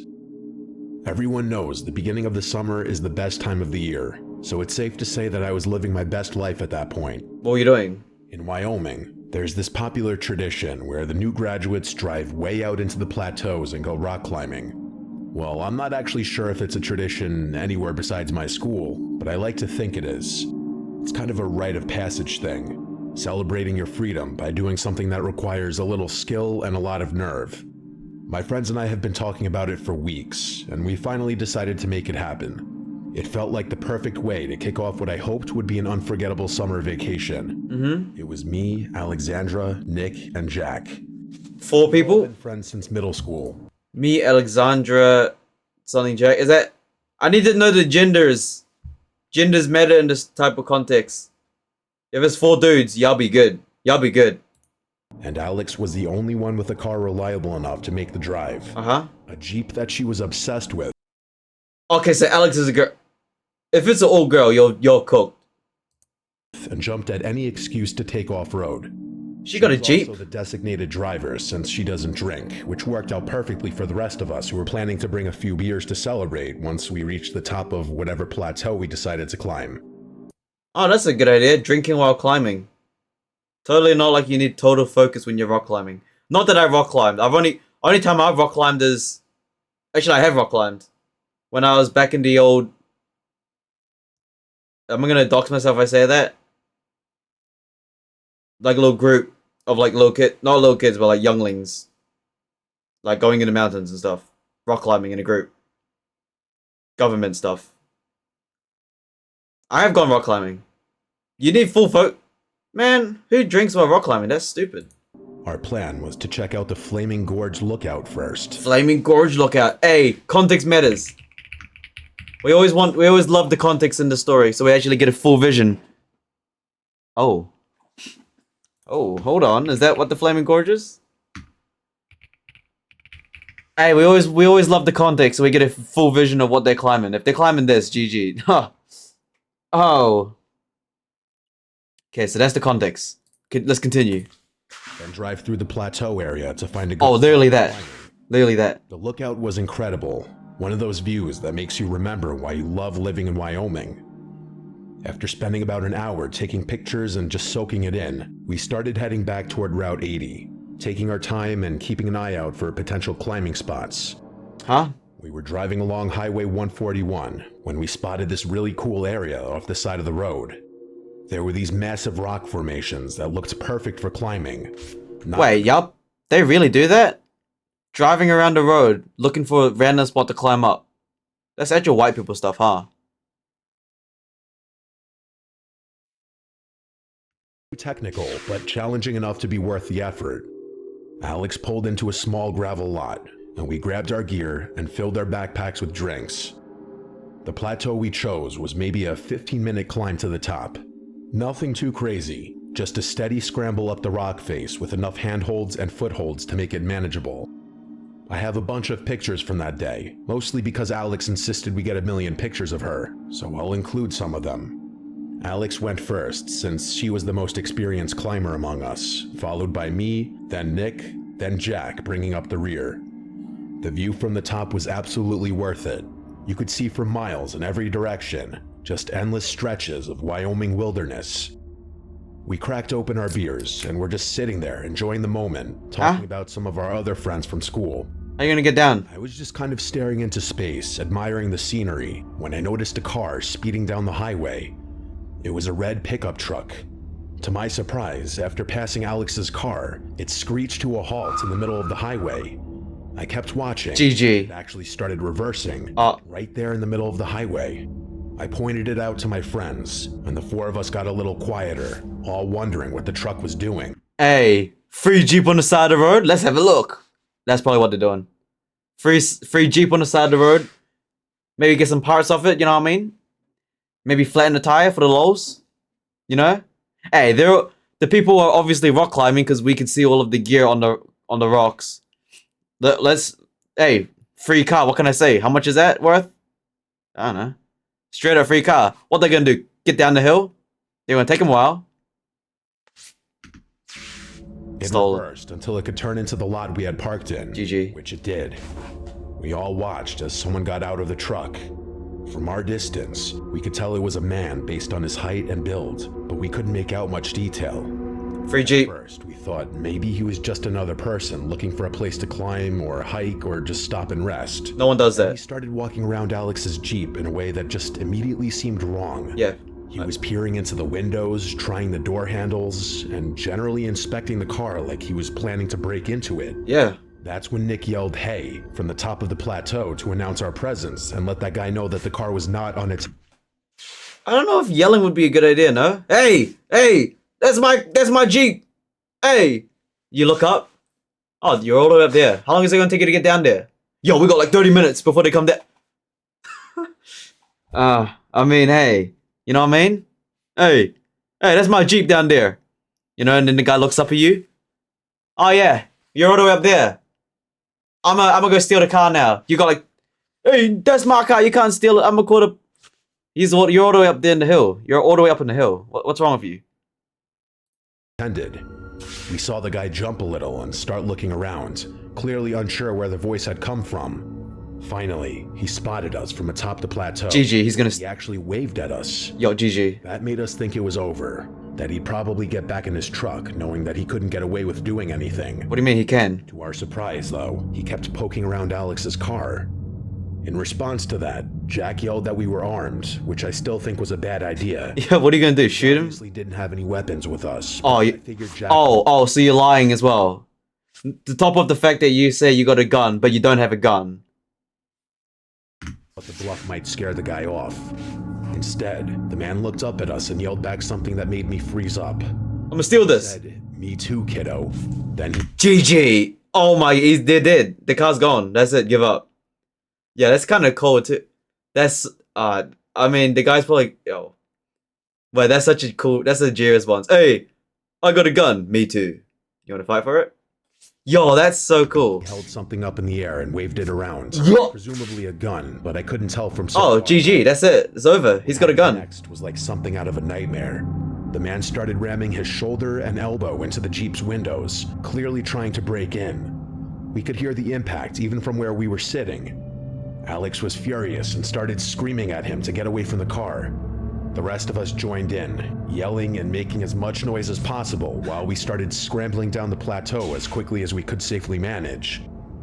I've never climbed down anything so fast in my life. Wait, why? He's got a gun. You guys got no gun. We heard the sound of glass shattering.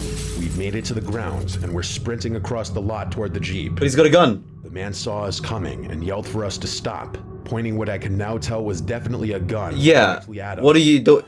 We had no choice but to stop and put our hands up. The man told us to throw our phones and wallets on the grounds, which we did without hesitation. Then he ordered us to walk backward while he collected our stuff, keeping the gun trained on us the entire time. What? I was close enough now to get a good look at his face. He was an older white guy, maybe in his 50s. He got a Scraggly gun. beard and kind of weathered features. Nothing particularly distinctive, which was frustrating because I knew it would be impossible to identify him among a group of generic-looking white men. After collecting all of our belongings, he pulled out a knife and punctured one of Alex's tires. Then, he walked back to his pickup truck, which I noticed didn't have any license plates, and drove off without another word. Alex was livid, and I don't blame her. I was mostly scared from being held at gunpoint, but if I were in her shoes, I'd be furious as well. Not only had this guy robbed us and damaged our car— Wait, imagine if he did that to bait them. Oh my goodness. Also, what if he had a gun? You ran right into him, and then you surrendered and gave him your phone. You're literally better off. Wait, that trade-off is not worth it. Your phone, wallet, and ID for the car. You're literally better off letting the guy take your car than your phone and wallet, because at least with a phone, you can call for help. You could have recorded it. Hello? Film him? Keep your wallet and ID with you? No, but you instead rush him? Who's got a gun, and then you give up your phone and... You're literally better off just giving up the car. No joke. You're better off giving him the car. Record it. Call for help. You got some money. You got your phone with you. You're chilling. The man leaves. No problem. He's got a gun. I'm not even going to approach him. Let him take the car or whatever he wants to take. Call the police. You know, arrange some pickup. You know. It is what it is. You know, can't really deal with much about it. But at least you still got your phone and wallet and everything on you. That stuff is harder to replace than it... Yo. I thought... And the fact that you lied as well, saying you're armed as well when you're not armed and he's armed. Wait, am I wrong here? Would rather trade the car, which is replaceable, rather than your goddamn phone and ID and wallet, which is like that's harder to replace.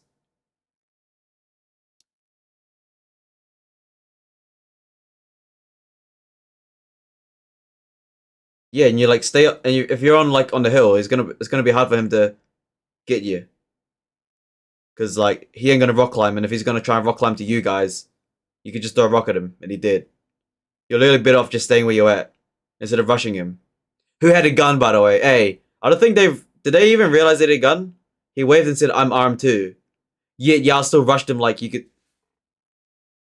And yeah, I mean, hey, trading off the wallet and phone for the car and your stuff is not worth it. It's not worth it. You're better off keeping your phone and your stuff and yourself. He could have just killed. He could have executed all of you right there and then. But we couldn't even call the police or chase after him since he'd taken our phones and disabled the Jeep. Jack and I changed the tire as fast as possible, but I'm pretty sure all of us knew there was no way we'd be able to do it quick enough. Once we were back on the road, Alex drove as fast as she could in the direction the pickup had gone, but he was long gone. We gave up soon after that. Nick knew the way back to town by heart, so we decided to just head home and figure out what to do from there.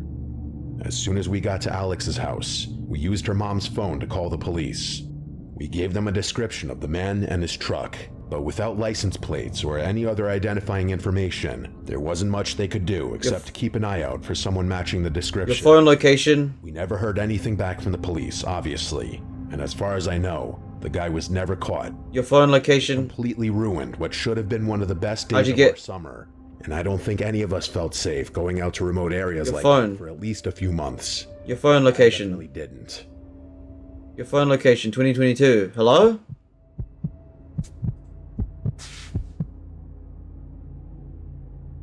Next. My name is Sophia. This happened 3 years ago when I was 19. Sophia, 19. My brother Luke had just graduated from college in California, and the two of us were driving cross country back home to New Jersey. Since he'd been living out there for 4 years, he had accumulated a whole apartment's worth of stuff. Furniture, electronics, books, everything. And there was no way he could fly back with all of it. But that wasn't the main reason we were doing it. I mean, cross-country road trip, sign me up for that any day of the week. I considered it a summer vacation, better even.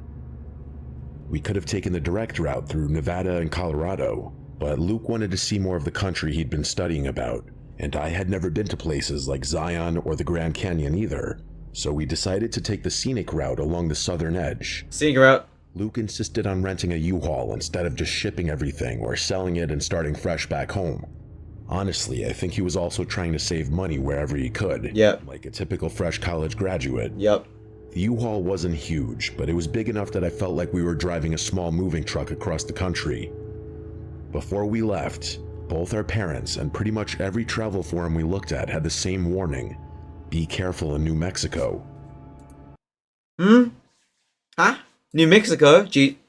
Huh?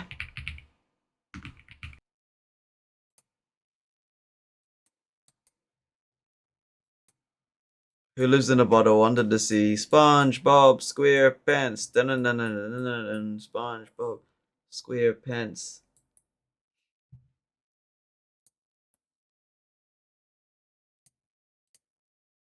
Wait, who lives in a bottle under the sea? SpongeBob SquarePants. He sure does. Hey, that's stupid. Why you dox me, bro? I don't really care. I'll figure it out one day. Anyways, New Mexico. Who lives in a bottle under the sea? SpongeBob SquarePants. What can I say? Hey. So what did I say again? Yo, if Tojo was the one that was watching the stream, then I don't really care. If Tojo was the one that was watching, then, I mean, I don't really care if he knows where I am, but I don't know. I don't really... Come get me. I'm gonna move back to Auckland then. I'll move back to Auckland. But you, Wingwong, you've never been to Auckland. Okay, what was the story again? It wasn't that the whole state was dangerous, but there were stories about scams targeting travelers, along with crime in some of the smaller towns and just generally sketchy situations in the more remote desert areas. Our dad specifically told us not to stop there unless we absolutely had to, and if we did... New Mexico.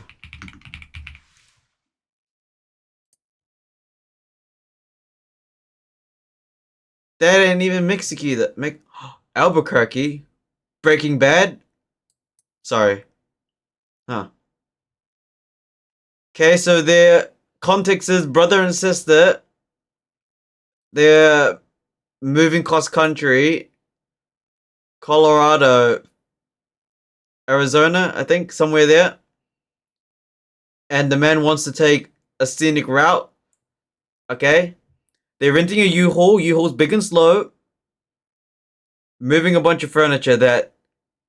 Yeah. To stick to major gas stations and get back on the highway as quickly as possible. Luke and I agreed that we'd just drive straight through New Mexico without stopping. We'd fill up in Arizona, drive through as fast as possible, and stop again once we hit Texas. It seemed like a reasonable... Texas? Where's Texas at? I don't know my states. Texas. Where the hell's Texas? Am I tripping? Oh, dude, they're going all the way to there. Okay, so New Mexico to Texas. Oh, okay, they're taking somewhere around here. Lock in. Plan. The first part of the trip was amazing. Zion was incredible, and the Grand Canyon was everything I'd hoped it would be. Grand Canyon. Grand Canyon.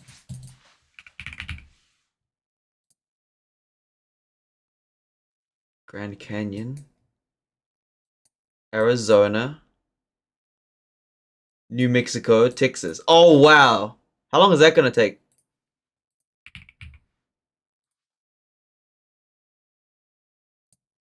Whew, man. Whoa, 13 hours. The maximum I've driven is like 5-6 hours when I go across New Zealand. Man. So he decided to go, oh, so Philip, oh, so you don't want to drive straight through New Mexico. Okay. Driving through Arizona was actually really beautiful in a way I hadn't expected, but somewhere in the remote stretch of New Mexico, our plan fell apart. The U-Haul was getting worse gas mileage than Luke had anticipated, and the gauge was dropping faster than we'd calculated.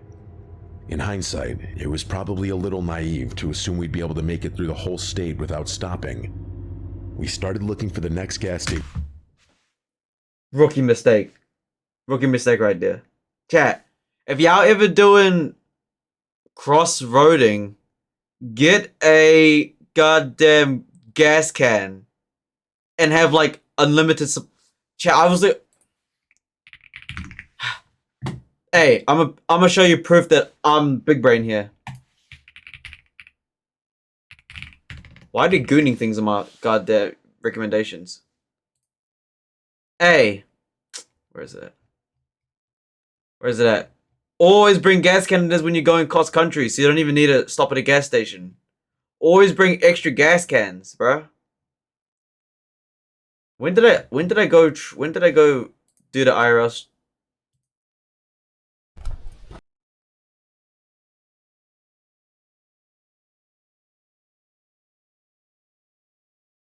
Hey, look at me right here. Look at that. Always bring gas cans when you're going into the country. That's literally me. Bruh, you gotta bring gas cans. I didn't even need to stop at a gas station. Honestly, if I do a trip again, I'm bringing like 2 more gas cans. Literally.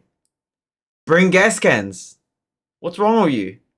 Just buy a whole bunch of gas in one spot so you can stop anywhere in the middle of nowhere and you're carefree knowing that you got enough gas to just, if anything happens, you could just refill on the spot and go.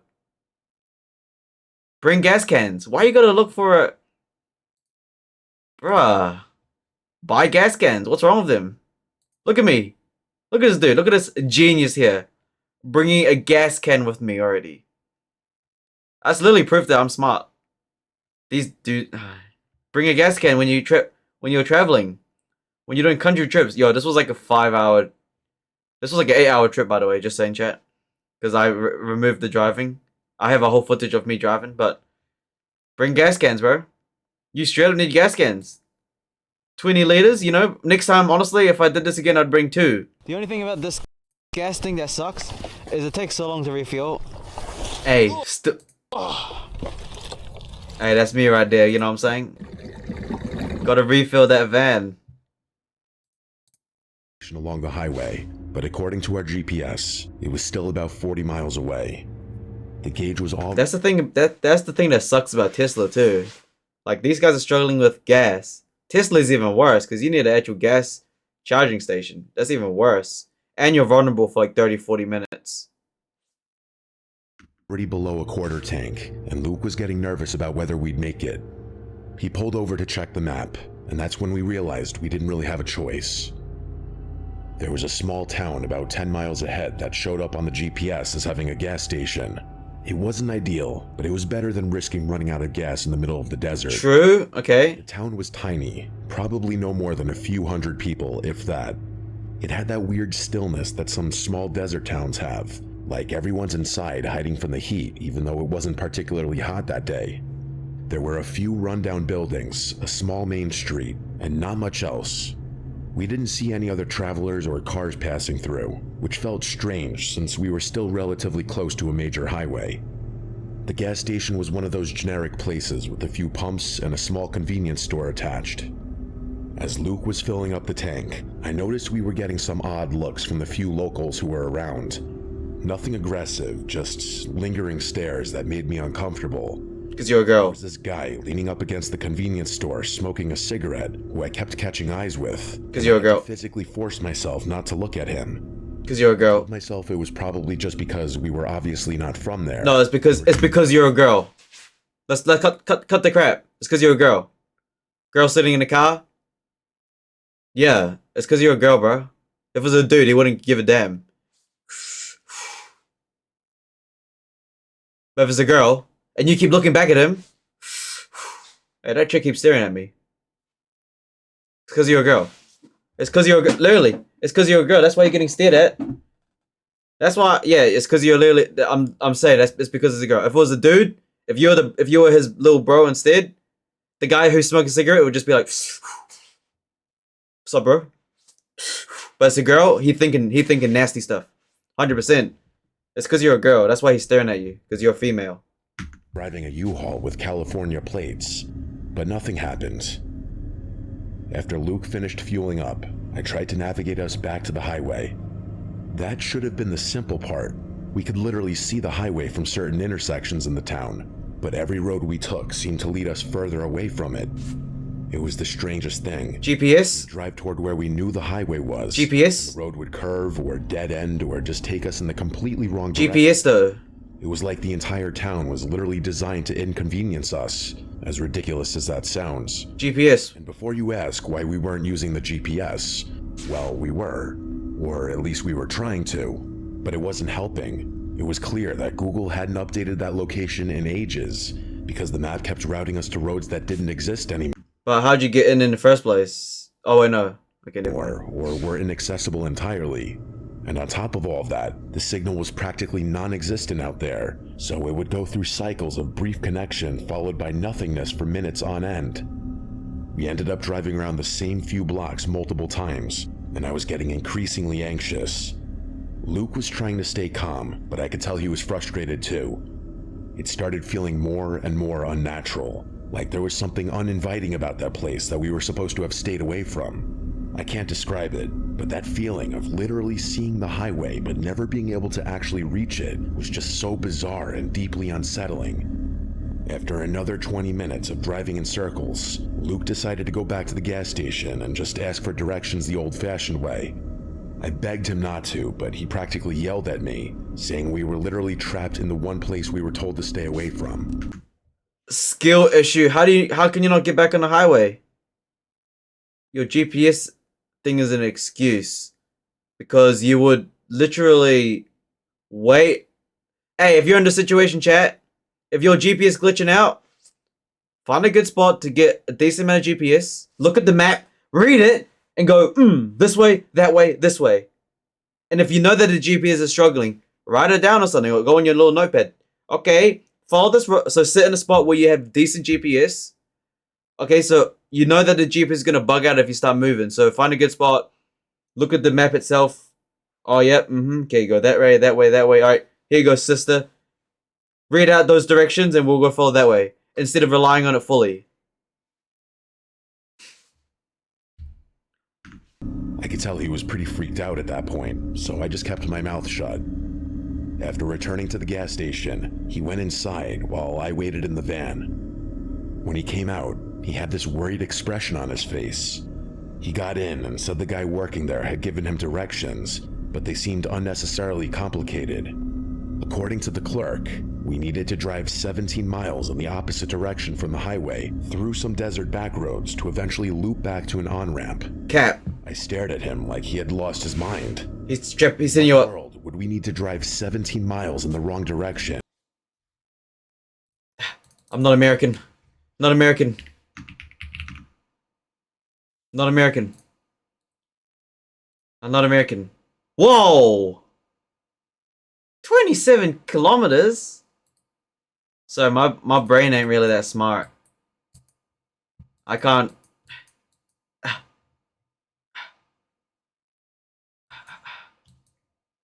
Twizel to Tekapo. How many kilometers is that? Oh. Okay, so 27. Okay. Ah. That's still 30 minutes, but that's not too bad. When we could see the highway from where we were sitting. How'd you guys get I into asked Luke what the guy was like, and he said he seemed friendly enough, but there was something off about how confident he was about the directions. Like he was trying really hard to convince Luke that this roundabout route was the only way. It's not. Luke also mentioned that the clerk had been asking a lot of questions about where we were going and how long we would be traveling. Before I could even say it, Luke was like, I don't trust it whatsoever. We need to get the hell out of here. He just started driving, and I didn't object. He eventually pulled over on a quiet side street to figure out what to do next. The GPS still wasn't functioning properly, and I felt myself beginning to hyperventilate. There was a little part of me that couldn't help but think something really terrible was about to happen. And then, as if on cue, a dusty pickup truck pulled up beside us. I felt my heart starting to race, and I looked over at Luke, who, from what I could tell, was already preparing to speed off should it come to that. The truck's window rolled down, and the guy asked Luke if we had broken down or were lost. Luke stared at the guy for a good few seconds before answering, clearly trying to gauge whether we were in danger or not. I sat there in the passenger seat trying to control my breathing. That's how freaked out I was. Had I been alone, I don't know what I would have done. You would have been dead, kidnapped. After a tense few moments, Luke just said we were heading for the highway. He also described the route we were planning on taking to get there, which I realized were the directions the gas station clerk had given us. I didn't have the best view of the man from where I was sitting, but based on the tone of his voice, it sounded like he got really serious after hearing my brother speak. He asked us if we were crazy and said we should definitely not follow those directions. Yeah. W-Mans. He went on to say that the route my brother had described would take us toward a really desolate area that was suspected to be a drug-running hotspot. Instead, he gave us alternate directions, then said it was a miracle we hadn't been robbed already, considering how clueless we were and how badly we stuck out, driving a U-Haul and all. Then, before we could even thank him, he drove off. Wait. Neither Luke or I said anything after that. Luke just started driving, following the man's directions. Sure enough, about a mile outside of town, there was this gravel road that was easy to miss if you weren't looking for it. It was the least intuitive, most convoluted highway entrance I'd ever seen, but after following the road for a good while, it did actually get us back onto the highway, and that was that. Luke and I talked a little bit about the whole thing, but I don't think either of us wanted to harp on it too much. And that's why, chat, that's why you get gas cans. That's why you get gas cans, so you avoid situations like that. Literally just get gas cans, bro. Get gas cans so you don't have to even you don't even need to think about finding a gas station. Just pull to the side of the road, put your free parking lights on, GG, and fill up. You're all good to go. By the way, hazard lights is a free parking. You can literally just park on the side of the road, no one really cares. Especially if you have an off-road car like mine. I can literally just be going anywhere. If I feel like I need to like take a piss or like refill the car if it gets that bad, just pull to the side, put the hazard lights on, done. You just be careful of people pulling up beside you and stuff. But that's why you usually have like a knife or a strap, you know? It's pretty easy, you know? I mean, hey, you just gotta be prepared. Hey, that's why we do these little stories as well, because you might think these stories, you do learn stuff. Like, example, I mean, hey, next time if y'all go on road trips, now you know, bring a gas can so you can avoid that situation entirely. Bring gas cans. Look, might be a bit expensive, but you're gonna get gas anyways. And guess what? Even if you get more gas than the trip, when you get back home in your own hometown, right? You can just, you know, use the gas can anyways, because you're gonna use the gas anyways in the future. So, matter of fact, overkilling the amount of gas you bring on the trip isn't that bad, because you're just gonna use that gas eventually anyways in the future. So, gas cans are like the W way to go. Sure, it's like 20 bucks, but it's like so worth it. You're literally a mobile gas station. You don't even worry about finding a gas station or nothing. And especially if you're a dude, if you're a dumbass and you need to take a piss in a natural sewer system, you're dumb. if you're a man, just park on the side of the road and pee on the grass, huh? Or the little animals and rodents pee on the grass. And like, I ain't gonna find a gas station in the middle of the... I ain't gonna go trying to find a gas station. I'm gonna just pull up to the side of the road and take a pee. I'm a man. What are you gonna do? Pull me over for peeing on the grass outside? Saves you time. Saves you time trying to find a gas station to pee in. And if you're a girl, buy those portable peeing things so you could just pee in the car. Like in the back seat. And if you need to take a dump, well, you're not gonna take a dump, are you? If you do, again, probably do it in the car. You know, hey, you don't need to go to gas stations, bro. You don't need to go to gas stations. Just get gas cans. And you're all good to go. Literally just get gas cans. Straight up. Yeah, man, there ain't much about it. Just get gas cans. Go. Example, if you're... I'm gonna use Twizel and Tikapo because we're gonna do that in an IRL stream one day. But, example, okay, that's too close, but... You know, if we're at Twizel, I'm gonna bring like... Let's say the van has 50 liters of gas, right? I'm gonna bring... Next time, bring 2 gas cans. So that's 40 liters of gas. So that's like like we're good to go. You know, maybe bring 3. Just fill up like... Just, hey, overkill the gas you got. You'll be good to go. Ain't need to worry about nothing. Yo, one more story. This entire stream has just been just chatting, huh? It's fine. We obviously laugh about it now, and our whole family knows the story and asks us to tell it every so often. But at the time, it was the most unsettling thing that's ever happened to us. I'll never forget that indescribable feeling of being there. It was like this mix of dread and anticipation and anxiety blended into one. My brother described it as a kind of breathless limbo, where you're not quite suffocating, but you can feel it coming. I never want to experience that again. W story, man. Hey, these stories today are really good. Because you could like...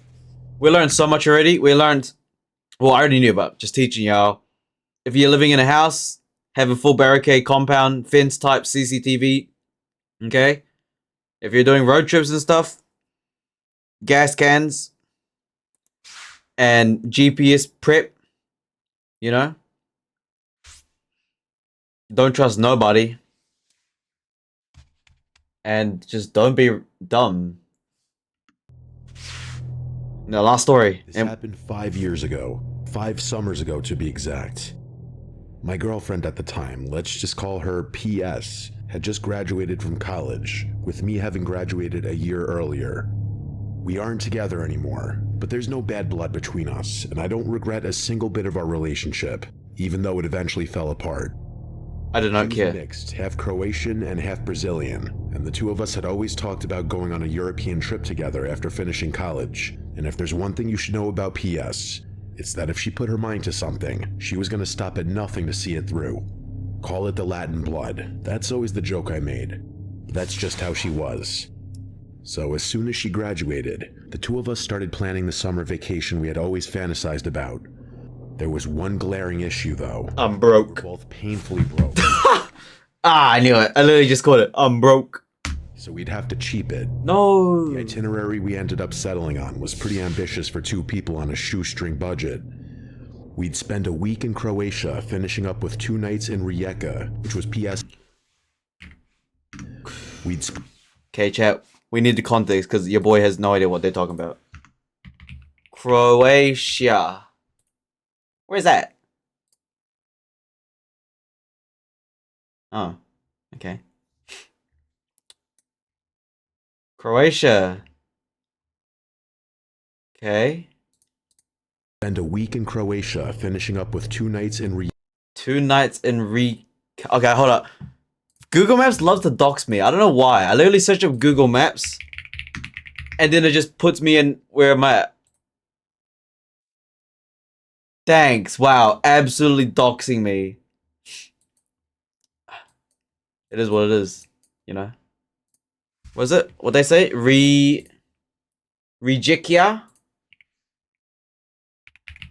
Rijeka?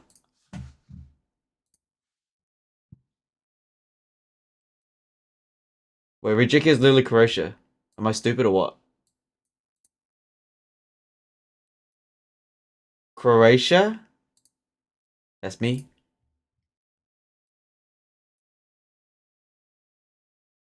Oh, okay, so just up. It's the same place. Rijeka, which was PS's grandparents' hometown. She had never been there before, but she'd grown up hearing stories about it from her grandmother, and I could tell she was excited to see where her family came from. Because we were trying to save every possible cent, we couldn't afford any of the nice hotels or even decent hostels. Oh no. Instead, we ended up booking the cheapest Airbnbs and travel lodges we could find on short notice. I'm talking about places with 1-star reviews and photos that looked like they were taken with a flip phone.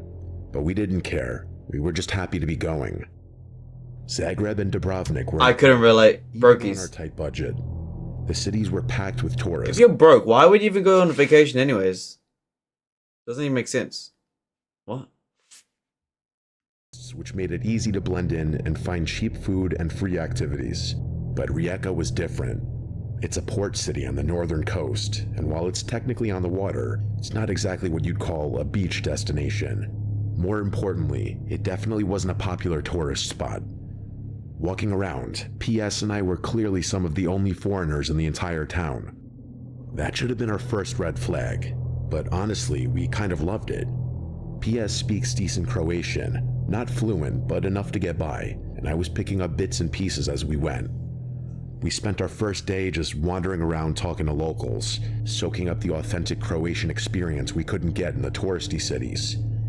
PS is one of those people who can strike up a conversation with anyone, and I'm pretty talkative myself, so we were having a blast just chatting with shopkeepers and random people on the street.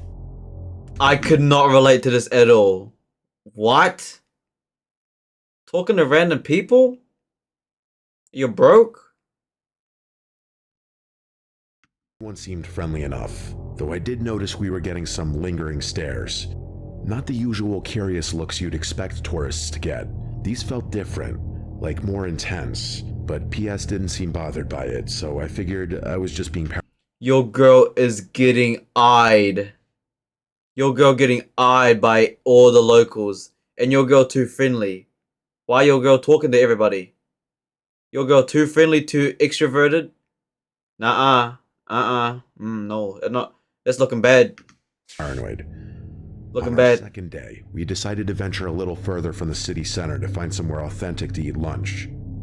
Ready to start a retinol routine? Rewind wrinkles and press pause on new ones. Start with Neutrogena Visible Repair. PS had heard about this small restaurant area from someone at our Airbnb. Nothing fancy, just a local center that supposedly had amazing seafood restaurants. It was maybe a 15-minute walk from downtown through some residential streets that felt increasingly quiet as we got further from the main area. The restaurant itself was pretty nondescript, just a small building with a handful of tables inside and a simple handwritten menu taped to the window. But the moment we walked in, I knew PS had been right about the food. The smell was incredible, and you could tell everything was fresh and homemade. We sat down at a table near the window and ordered way too much food. Grilled fish, some kind of seafood pasta, bread, and a bottle of local wine that cost about €3. Yo, that sounds like a I deal. was thinking we'd struck gold finding this place. The food was absolutely fantastic, better than anything we'd had in the touristy restaurants, and it was costing us practically nothing. Hey. At one point, I noticed that while we'd been eating, a group of 5 men had come in and sat down just 2 tables away from us. GG. They looked rough, the kind of guys you'd cross the street to avoid in any country, but they were just sitting there eating, not really paying attention to us as far as I could tell. I was actually kind of surprised I hadn't noticed them earlier. I figured I had just been too distracted by how good the food was or too consumed in the conversation I was having with my girlfriend. Robbery target. I didn't think much of it and went back to eating, but I remember finding it kind of annoying how loudly they were talking. Don't confront We were him. about halfway through our meal, just talking and enjoying ourselves, when PS suddenly went quiet. She was looking past me toward the back of the restaurant, toward those guys, and I could tell something had shifted in her expression. Before I could ask her what was wrong, she leaned across the table and said very quietly that we needed to leave right now. I whispered back, asking what she was talking about, but she was already reaching for her purse. She said she was serious, and there was something in her voice that told me I'd better listen. I still didn't understand what was happening, but she's not the type to panic over nothing. She speaks the language. She knew the culture better than I did. If she said we needed to get out of there, there was probably a good reason. Yeah. I pulled out a handful of kuna bills and threw them on the table, way more than our meal costs, and I followed her toward the door. The whole time I was expecting her to explain, but she just kept walking faster, practically pulling me along by the arm. It wasn't until we were outside that I finally demanded to know what was going on. Robbery target. She looked back toward the restaurant and said she'd heard those men talking. They were discussing what they were going to do to us, to her specifically. Her voice was shaking a little, which scared me more than anything else. Yep. She said she heard them say they'd separate us first, and some guy named Luca would know what to do, whoever that was. She said some other things that I don't want to repeat, but the message was crystal clear. We needed to get back to the main part of the town ASAP. I told her they might have been joking, but she shook her head and said they weren't talking about things they wanted to do, but things they were going to do. She told me she got the impression that what they were discussing was routine as opposed to fantasy. I believed her. That's when I made the mistake of looking back toward the restaurant. All 5 men were standing outside now, and they were definitely watching us, not even trying to be subtle about it. The moment they saw me looking, they started walking in our direction. I grabbed her hand and told her they were following us.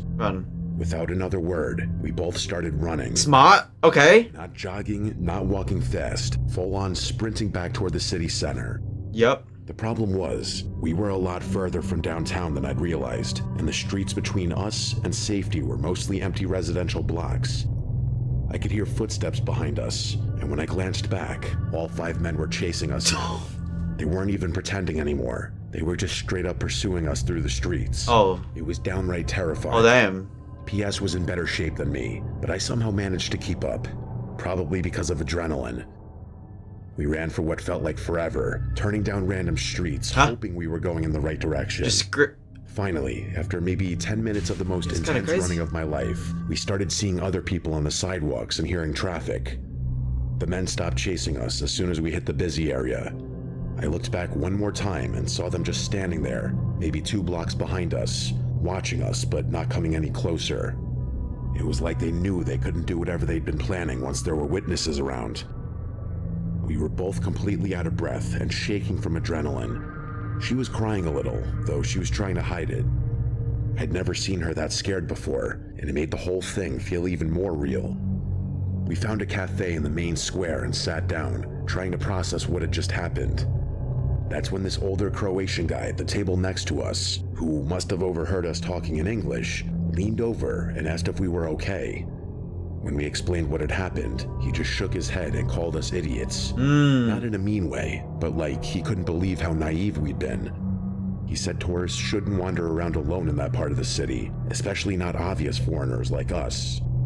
Then PS described the restaurant we'd been to, and the guy's expression got even more serious.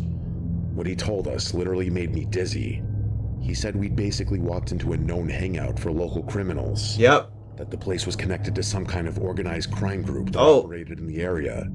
He seemed genuinely concerned for us. I mean, hey, she listened to another person in the broke EMB. Yo, that EMB person probably part of that group. Oh, man. Like we'd narrowly avoided something really bad. I mentioned something about notifying local authorities, and he just laughed. Ain't gonna do much here. Elaborate further. Ain't gonna do much. He paid for his coffee and promptly left the cafe.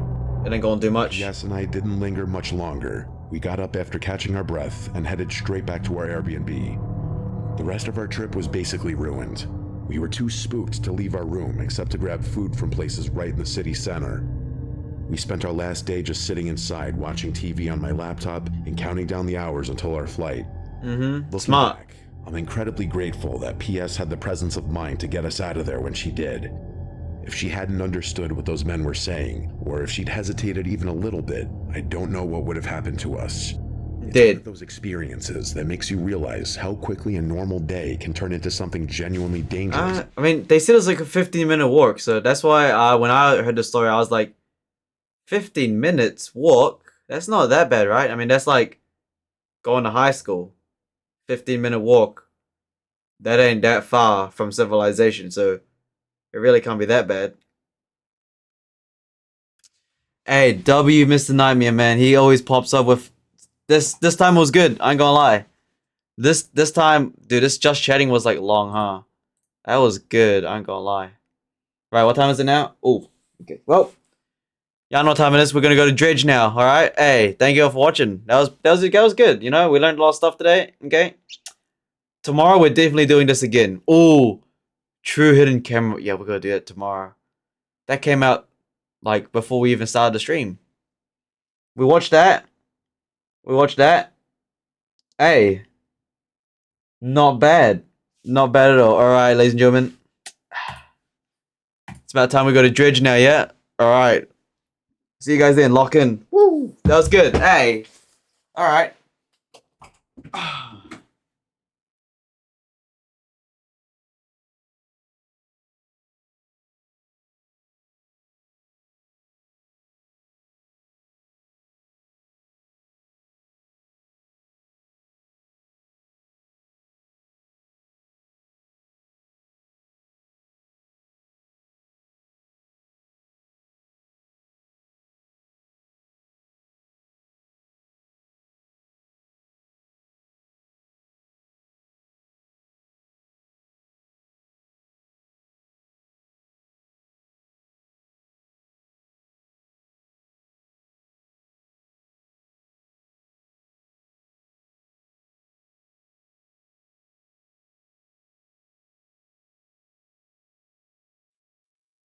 Wait, where's my PS5 at?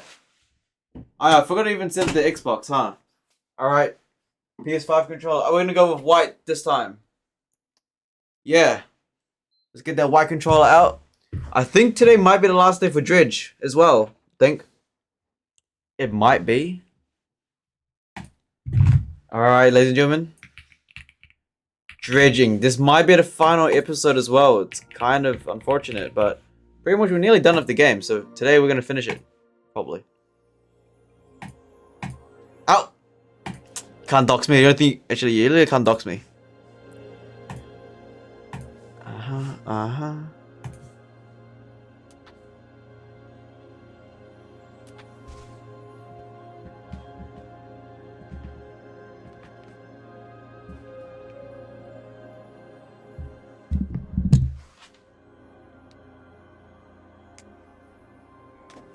Always have to use keyboard now. It is what it is.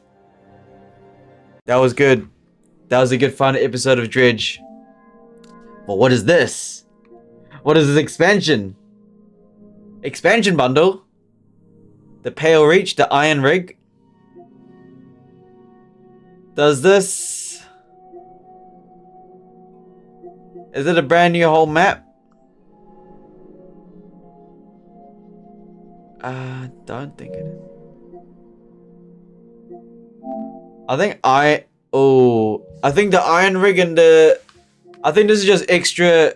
Those are the expansions. That's why the map's so big. It's just more stuff, but I'm... Yeah,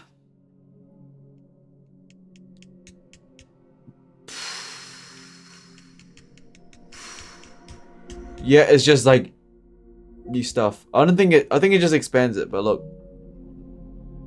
W game, man. A game progress 100%. GG. Ah, that was a good game. Series complete. I knew today was the day. GG.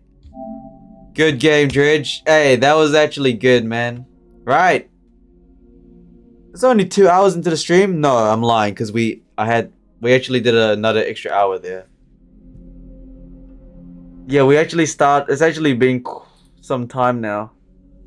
Man, that was good though, for real. Alright. Dredge is complete. We do have Surviving Mars. We do have Doom. We do got a bit of Fortnite going on. I think it's time to start Sword of the Sea. Yeah, I think it is. I didn't download it. My bad. I never downloaded it. Do I dare try Doom Episode 1? Screw it. Might just do Doom Episode 1. Never played a game before.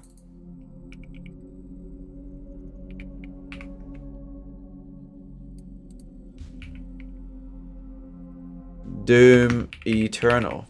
Now this is kind of violent, chat, so beware. It is mature rating, so sorry. And that was unfortunate. Goddamn, Doom needed like a stupid like account. Like, bro. Demon Souls.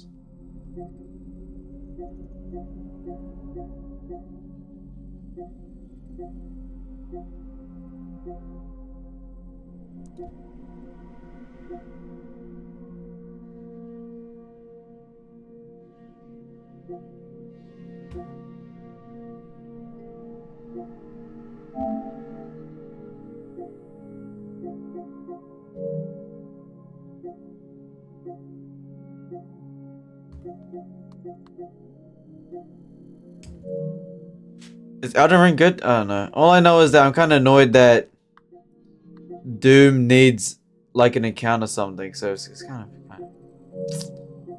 that sucks, bro.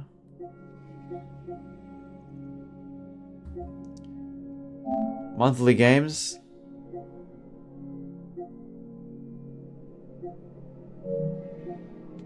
Game catalog. Let's have a look at the game catalog. Got UFC, Hogwarts, God of War, more Battlefield 1, Far Cry 6 was good, Uncharted Thieves.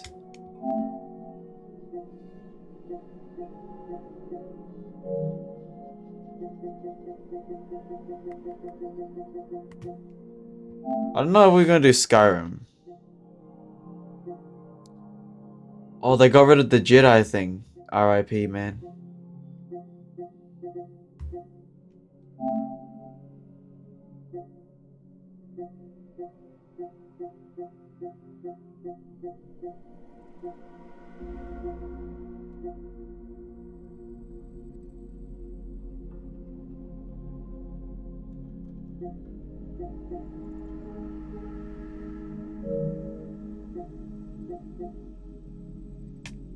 Prince of... That looks absolutely terrible.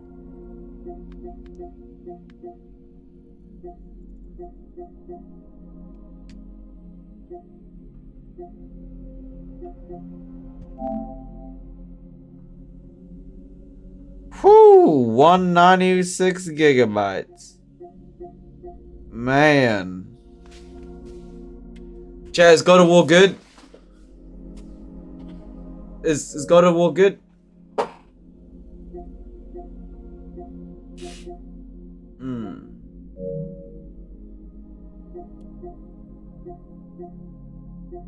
So many games.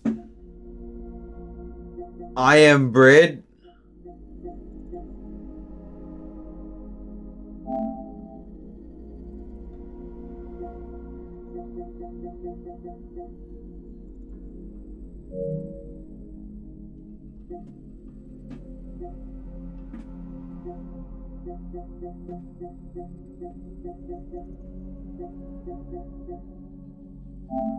Editor's choice. My friend Peppa Pig. I'm sure there's like half my. Okay,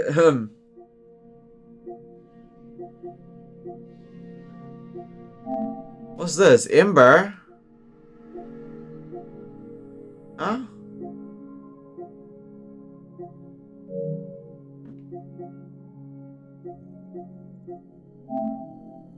This is a puzzle game, by the way.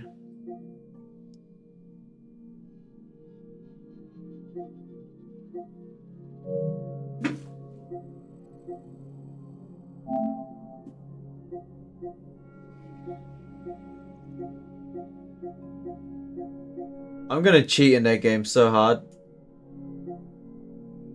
I Am Bread. Y'all know this game. Very, very frustrating game, I heard.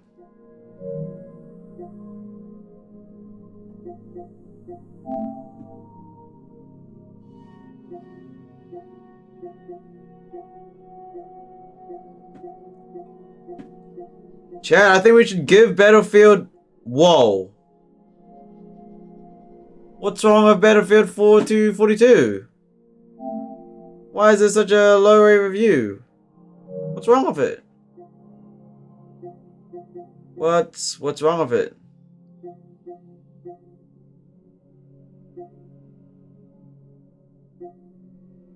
What's wrong with it though?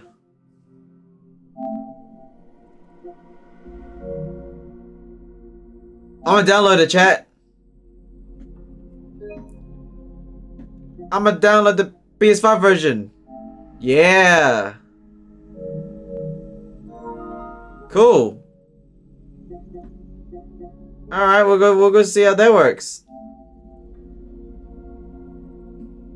Ooh, we got Mortal Kombat too. Wait, we do have Sword of the Sea as well. Oh my goodness. Yo, L Doom though, for real. L Doom. I'm kind of annoyed that you had the, whatever. I don't play anyways. Chat, should we play Mortal Kombat? Is that a series? I feel like we should do some Mortal Kombat. What's this? Gooner game. No thanks.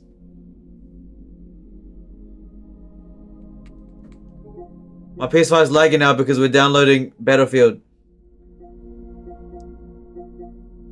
Harold Halbert. Earth Defense Force.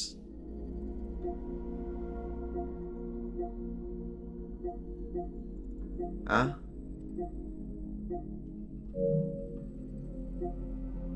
We could play Battlefield 1. We could do some Battlefield 1 campaign. We could do some campaign action. Fallout 4. I never tried Fallout 4. I'm not sure if that's good or not. I can't want to play this though. Is that allowed on Twitch though? Yo, what's up, Big Bobby? We just exploring the PS5 games. Is this allowed on Twitch though? Because isn't this like, you know, the German stuff? Let me quickly have a look at if this game's allowed.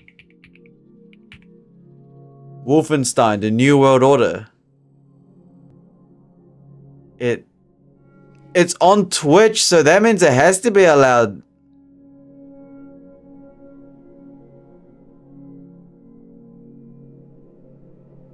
Wait a minute, chat. We should play this game. It's allowed on Twitch. Look. Look, chat, look. This is allowed on Twitch. Wolfenstein, New Order. If it's on Twitch, that means it's allowed, right? Sure is. Oh, yeah. Oh, if that's allowed, then we could alright, that's definitely going to be on the list. 41. I think my PS5 is getting full of storage. Oops. Play UFC? I could try UFC too, huh? Oh, the New World as well. I forgot. There's so many games. We're gonna be doing Sword of the Sea as well, and I got Subnautica as well. We're gonna try Battlefield 2042. Not sure why it's got like so low stars, but you know, if it's on the console, you know, never can go wrong with the console. Console gaming the GOAT. Matter of fact, we might be trying to get the Xbox out. It's been a while since I've took the Xbox One out. Let me check my storage real quick. What's taking up so much space? Why is this? Get this off my thing. We don't even need it. This is from the girl that played on this before. I'm gonna delete that. Gonna delete that Nikki game. I'm sure the progress is saved. 4 guys. Astro Playrooms 11 gigabytes. I forgot about Surviving Mars. We literally have Surviving Mars too. What else do we have? Fortnite 90 gigabytes. Hey chat, I'm gonna play one game of Fortnite. You know what? Why not? Battlefield's downloading. Do you think that's gonna affect the game? It probably is, huh? 56. Yeah, they're gonna take a while. They're gonna take a while. Do you think Fortnite will still load? PS5's goated. Lock in. Hey, chat. It is what it is. Doom was one game only. We're only gonna be playing one game only before I gotta go. But chat, I promise you tonight we'll be playing some Below Zero. Alright? Today's stream, honestly, for my for my social media stuff, we ain't gonna be having many clips recently because we've been focusing on story games and a lot less clip farming games. What am I doing? I'm literally clip farming game right now. My bad. Hypocrite. Yeah, we're gonna play Fortnite. Just one game. One game, and then we're gonna end the stream, and then I'll be back tonight to play some Subnautica. Sound good, yeah? Yep, sounds good. I'll be playing tonight. Alright, but, you know, your boy does prioritize the sun a bit. Dude, today we did a lot of... We completed Dredge. We did 1 hour of Doom before it required me to make an account, and I just couldn't be bothered. And then...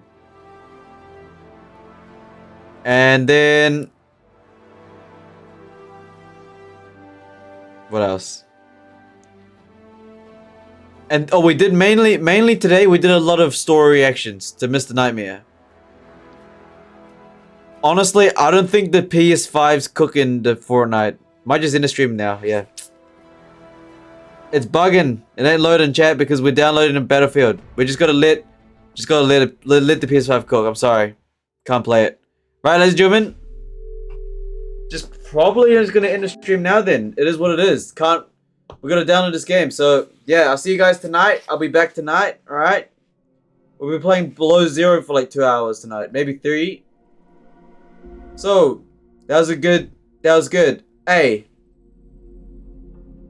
Like 2.5 hours of Mr. Nightmare. That was good. A lot of good advice there, and so you guys don't die yourselves. We finished Dredge. Good job. We finished Dredge. Tried out some Doom. Hey, I'm gonna quickly make a little video real quick for the Doom. Hey, a disclaimer for the guys that enjoyed the Doom episode. If y'all actually want to see me continue playing Doom, just type in the comments below and I'll make the account and we can actually continue Doom properly. So, yeah, just to warn y'all. So thanks for watching that Doom episode video. I will reinstall Doom if y'all want to watch it. Just write down in the comments below. Hey Wing Wong, I want to see more Doom episodes. Make an account, and I'll be like, okay, sure. Honestly, just need like one person to say they want to watch it, and then I'll do it. Alright, just one person. One person type in the comments, hey, I want to see more Doom. Make an account. I'll be like, alright, sure, I'll do it. Just for you, alright? Alright, appreciate everyone. Goodbye.